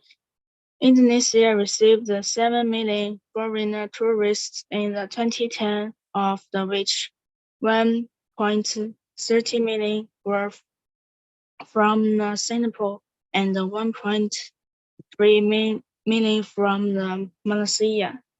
Indonesia plans to add officials in splendor of the tourism cooperation with other countries to attract more Thailand and the Philippines.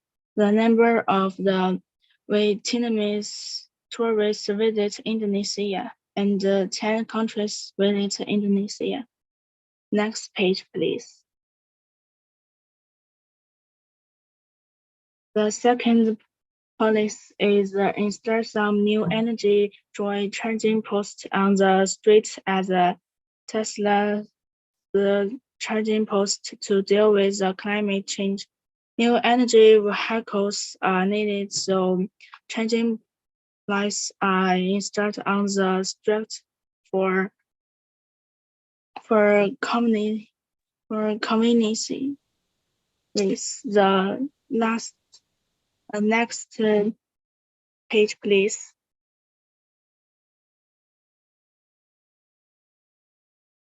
The last policy is reduce the price of the transport shipment, containers and labor handling charge for transporting goods across the Strait of Malacca. The Strait of Malacca is very important.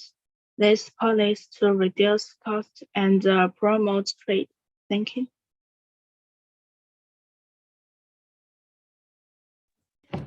Thank you. Now, Minister of Science and New Technologies, Kevin, will present.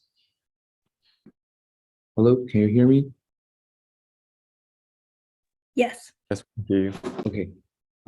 First is our bilateral goal. Indonesia and the United States will cooperate in the development of the biofuels. Indonesia located on the equator and it has one of the longest coastlines in the world. Indonesia contains abundant marine resources, algae, which the production and quality of the algae are much greater than those in other parts of the world, which provides a good foundation for the research and development and promotion of the biofuels. Moreover, this technology is invented, it will be spread to the world globally, eventually reach the goal of the net zero carbon dioxide emission. Next slide, please. The second one is multilateral goal and our domestic policy. We combine them together. About the combination of the hybridized technology and vertical farms. Indonesia obtained high-quality hybrid rice seeds from China with a combination of the vertical farm technology. Indonesia will be fully self-sufficient in green and vegetable when the 98% of the urban vertical farms coverage is completed by 2040. The benefits of the vertical farms are shown in this chart below, like occupy less land surface area, save land resources, crop improvement and optimization, higher unit service productivity. agricultural production of the industrialization and automation control. This is your benefit. Next slide, please. The last one is about domestic policy. In 2050, Indonesia will increase the share of clean energy generation from 17% to 47%. The four major clean energy generation modes are geothermal power generation, marine power generation, hydroelectric power generation, and biomass power generation. The specific information as shown in the figure below. You can check them. Like the geo power increase from 3% to 8%, and the tidal wave power generation increased about 5% from 0. Biomass power grow from the 2.7% to 8%, and hydropower generation increased from 7% to 26%. That's all. Thank you. Thank you. Now, the Minister of Education and Youth Development, Angelica, will present. Thank you. As Minister of Education and Youth Development of Indonesia, I will present our policies and initiatives. According to a survey conducted by YouGov, Indonesia has one of the highest shares of climate change deniers worldwide, as 21% of Indonesians have denied its effects or human responsibility. This statistic can be reflected in the visual to the left. The lack of initiative to curb the effects of climate change has real effects on those residing in the country. For example, the sea level rise threatens 42 million Indonesians who live less than 10 meters above sea level. To combat this challenge, Indonesia has committed to solve the problem from the source by creating opportunities for the public to be presented with the facts and foster an understanding of the scope of the climate crisis. This leads me to our domestic policies. Next slide, please. By creating mandatory regulations that ensure that children are taught about climate change in school, Indonesia will introduce prevention strategies into households and educate young minds regarding the impacts of the crisis and empower them to find global solutions. In addition, Indonesia will create scholarships accessible to different age groups within the nation that will promote the pioneering and research of technology to aid the climate crisis. To address the middle-aged and elderly's perception of the crisis, the government will conduct press interviews and send scientists to noteworthy news sites to educate the population on their findings through logical explanation, as well as explaining feasible low-cost prevention strategies they may implement, like the introduction of a large-scale recycling campaign. Next slide, please. Indonesia is home to reputed universities, and in recent memory, they have placed a renewed emphasis on globalizing their programs, as reported by the Global Business Guide. To this end, Indonesia will be participating in an international alliance, creating a multilateral policy with the countries on the left that will promote the spread of ideas and technology through secondary education and collegiate exchange programs. There should be no monetary issues regarding this policy, as the government would merely encourage an influx of international students. In addition, as temperatures rise and frontline workers, especially those in the agricultural sector, are impacted, their education and prioritization from the nation becomes especially important. Indonesia has formulated a bilateral agreement regarding the sharing of resources for humanitarian aid and education with both India and Argentina, respectively, as the nations will come together to focus on educating frontline workers regarding climate change and potential strategies which they can implement to navigate the climate crisis. Thank you. Thank you. Now, the Minister of Emergency Relief and Disaster Management, Jin Hui, will present. Thank you. As the Minister of Emergency Relief and Disaster Management of Indonesia, I will present our policies and initiatives. The first policy is that the Indonesian government will establish and improve a national disaster early warning system to ensure the establishment of a globally competitive integrated disaster early warning system and realize information sharing by 2030. Here you can see a timeline shows the process of developing the system. We are committed to share disaster early warning and disaster relief information with all G20 countries. Besides, we have reached cooperation with the governments of Argentina and China to jointly establish and develop advanced disaster early warning systems. Next slide, please. The second policy is that the Indonesian government will increase disaster prevention and control funds to increase the resilience of all regions and achieve high regional and urban disaster resilience by 2035. We're going to use this fund to strengthen domestic disaster resilience, and we hope to greatly reduce the losses caused by disasters and protect our people. The third policy is that the Indonesian government will establish disaster relief funds in areas where natural disasters are more frequent by 2025. We also signed multilateral cooperation about emergency relief and disaster management and humanitarian assistance with Argentina, China, Germany, Saudi Arabia, the United Kingdom, and the United States to improve the capacity of countries to face climate change and ensure sustainable development. Next slide, please.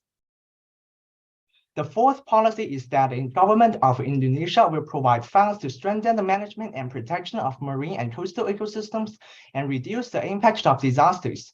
It is expected that an early warning system covering the entire territory will be established by 2035, and we can share information on marine and coastal ecosystem with all G20 countries.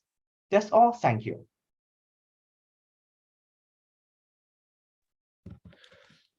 Thank you. That concludes our presentations. We're now ready to answer any questions from the deciding committee. Thank you so much. DC, you can go. There's a question about to the Minister from your Transportation and Infrastructure, that you say you want to develop tourism. However, have you considered the environmental impact of tourism on the climate change? Because it is also going to emit lots of carbon dioxide into the atmosphere. So how are you going to minimize the bad impact of tourism on the environment?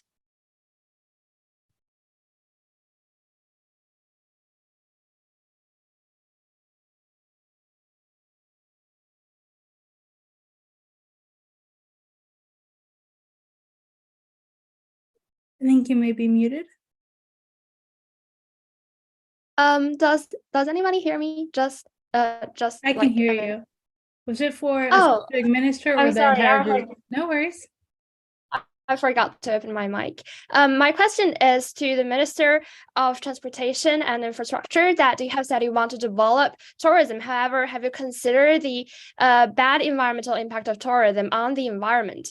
So how are you going to minimize those bad impact? And if that particular minister can't speak to it, another minister can? I think it's for the transportation and infrastructure.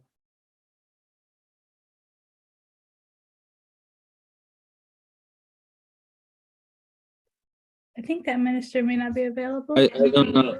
Oh. I think her Wi-Fi is not well. I don't know. No worries. Do you have a question for a different minister or the entire group? Entire group is okay.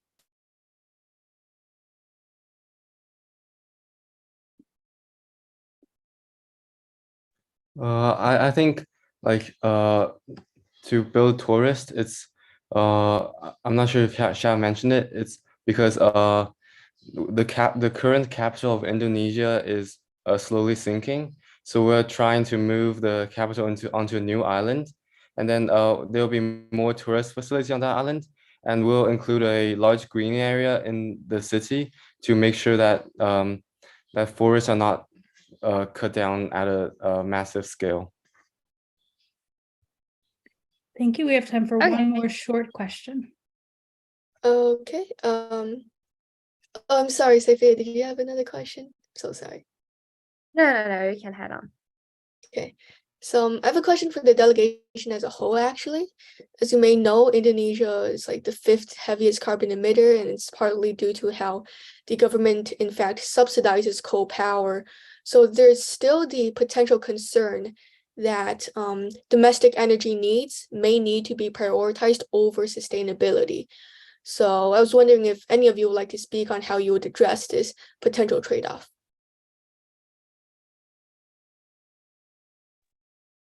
I'd like to speak on behalf of my delegation. While we were researching for the summit, we found a lot of information regarding the use of biofuels and specifically those regarding algae, because algae is a resource that is found in plethora around island nations and specifically Indonesia. So we believe that it might not happen instantaneously, but we will work towards the use of biofuels and algae to replace coal so that domestic energy needs are still met. Thank you so much. Unfortunately, that's all the time we have for dissertation and defense. We're going to actually go ahead and wait for the other students to come back to this room. And then we'll have our closing meeting. May I to add more information about it? For the dissertation and defense, Yeah. unfortunately, we have 3-minute max, so we don't have time. I'm sorry.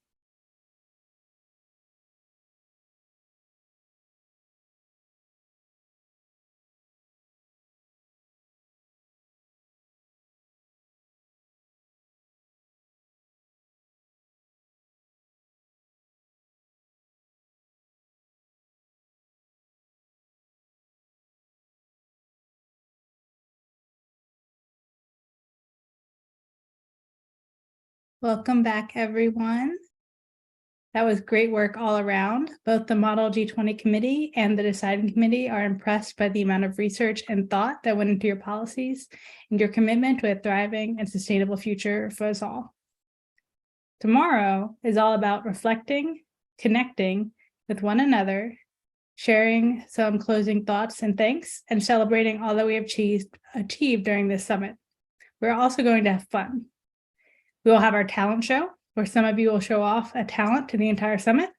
We have done this many times before, and it's always fun. We can't wait to see what you can do. For those participating in the talent show, the order of performers will be sent out via email before the start of the day tomorrow. Then we will have our open mic session, where you'll have a chance to speak directly to the entire summit about your experiences over the past 2 weekends. And finally, we end with our award ceremony. Tomorrow, we will learn who the 2 most highly ranked country delegations are, as well as the most valuable delegates and the top ministers in each category. There will also be awards for the deciding committee. On that note, there will be a brief survey about your deciding committee member in your closing email you will receive shortly. Please click on the link and fill out the survey as soon as possible. The survey results will be a key part of the deciding committee awards given, so make sure your voice is heard. Before we wrap up, I just wanted to mention again about the special opportunity to extend your positive impact beyond this summit, the position paper. You've put in so much research and hard work on your policies. This is an opportunity for you to have an impact on the world beyond this summit.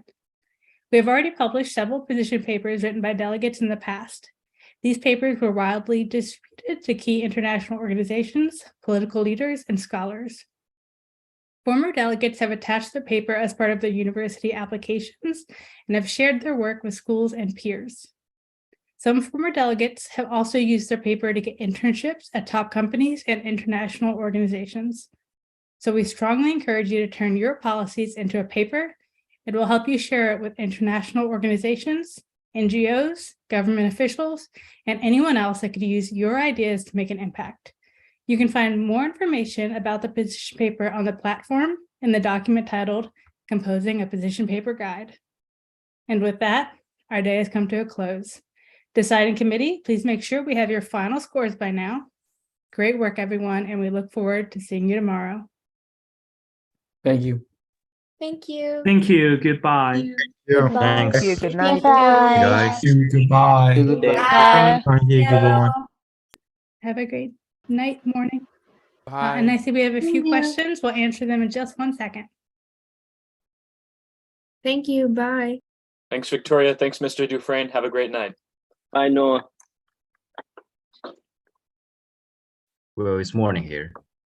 Oh, Have a great day. have a great morning. Thanks. If you have a question, you can go ahead and unmute and we'll do our best to answer for you. How's it going, Ainsley? Where will the information on the position papers be sent? Will it be via email? So the it's- information's on the platform. So there's a guide that you can find in the resources section called Composing a Position Paper, I believe, or Position Paper Guide. Okay, thank you so much. Have a good day. Sorry to bother Ainsley? you all, but looks Go like ahead. it looks like for the DC score sheet that it's no longer averaging scores. Yep. So I have all my scores input. It's just it won't add them together and average them. Yep, that's fine. So I've noticed that in a few of them. I'll go through all of the score sheets and correct it. Just make sure that your scores are entered on your tab. Okay, are you sure there's nothing I can do? I can get out a calculator and just do it and Oh, it'll be no, it's okay. We just correct the equations on the sheet and it calculates for us. So no need. Thank you. Thank so you, much. though. Have a great day or night. Thank you for the focus groups. Should we go out and join another link, or is it here, the focus groups? The focus group is a separate link that'll been sent to you by Okay. email. Yeah, okay, thank you. Hi, I just wanted to mention a small time conflict. Tomorrow, I will be able to attend most of the meeting, but except like half an hour of the talent show, perhaps. Is that okay? And we'd love to have you there, but if you can't be there, just join as soon as you can. Yeah, I'll be there for like, if this is okay, then I'll be there for practically the vast majority of the meeting, except like the first half an hour or so. Okay, thank you for letting us know. Thank you.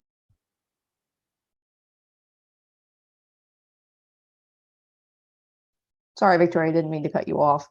Oh, no worries. I'm just so on used the to dealing with the spreadsheet now. position paper. Yeah, I'm gonna, Mike Trey, do you have a question? How come South Korea didn't present? Republic of Korea presented.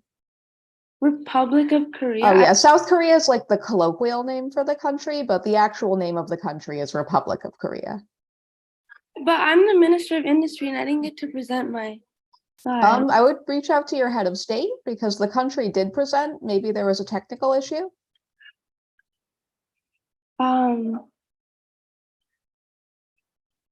They presented in this meeting? No, they presented in, I can look up what room they're in. They might have been in mine, honestly. Yes, they were in room 4 and they did do a presentation. Oh my God, I think I don't think I joined that room. Okay, yeah, I would just reach out to your head of state, let them know what the mix-up was. I'm so sorry about that. It's all right. Yeah, but again, I would just let your head of state know. Okay. All right, Martha, go take care of what you got to take care of, and we'll wrap up the rest.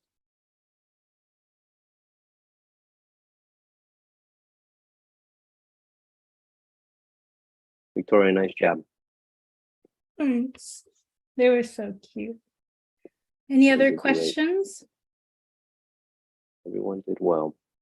Doris, Hanley? I think they may just not have signed out. Yeah, possible. I'm okay wrapping up if everyone else is okay. I believe we are all set. Good Thank job, you, friends. everybody.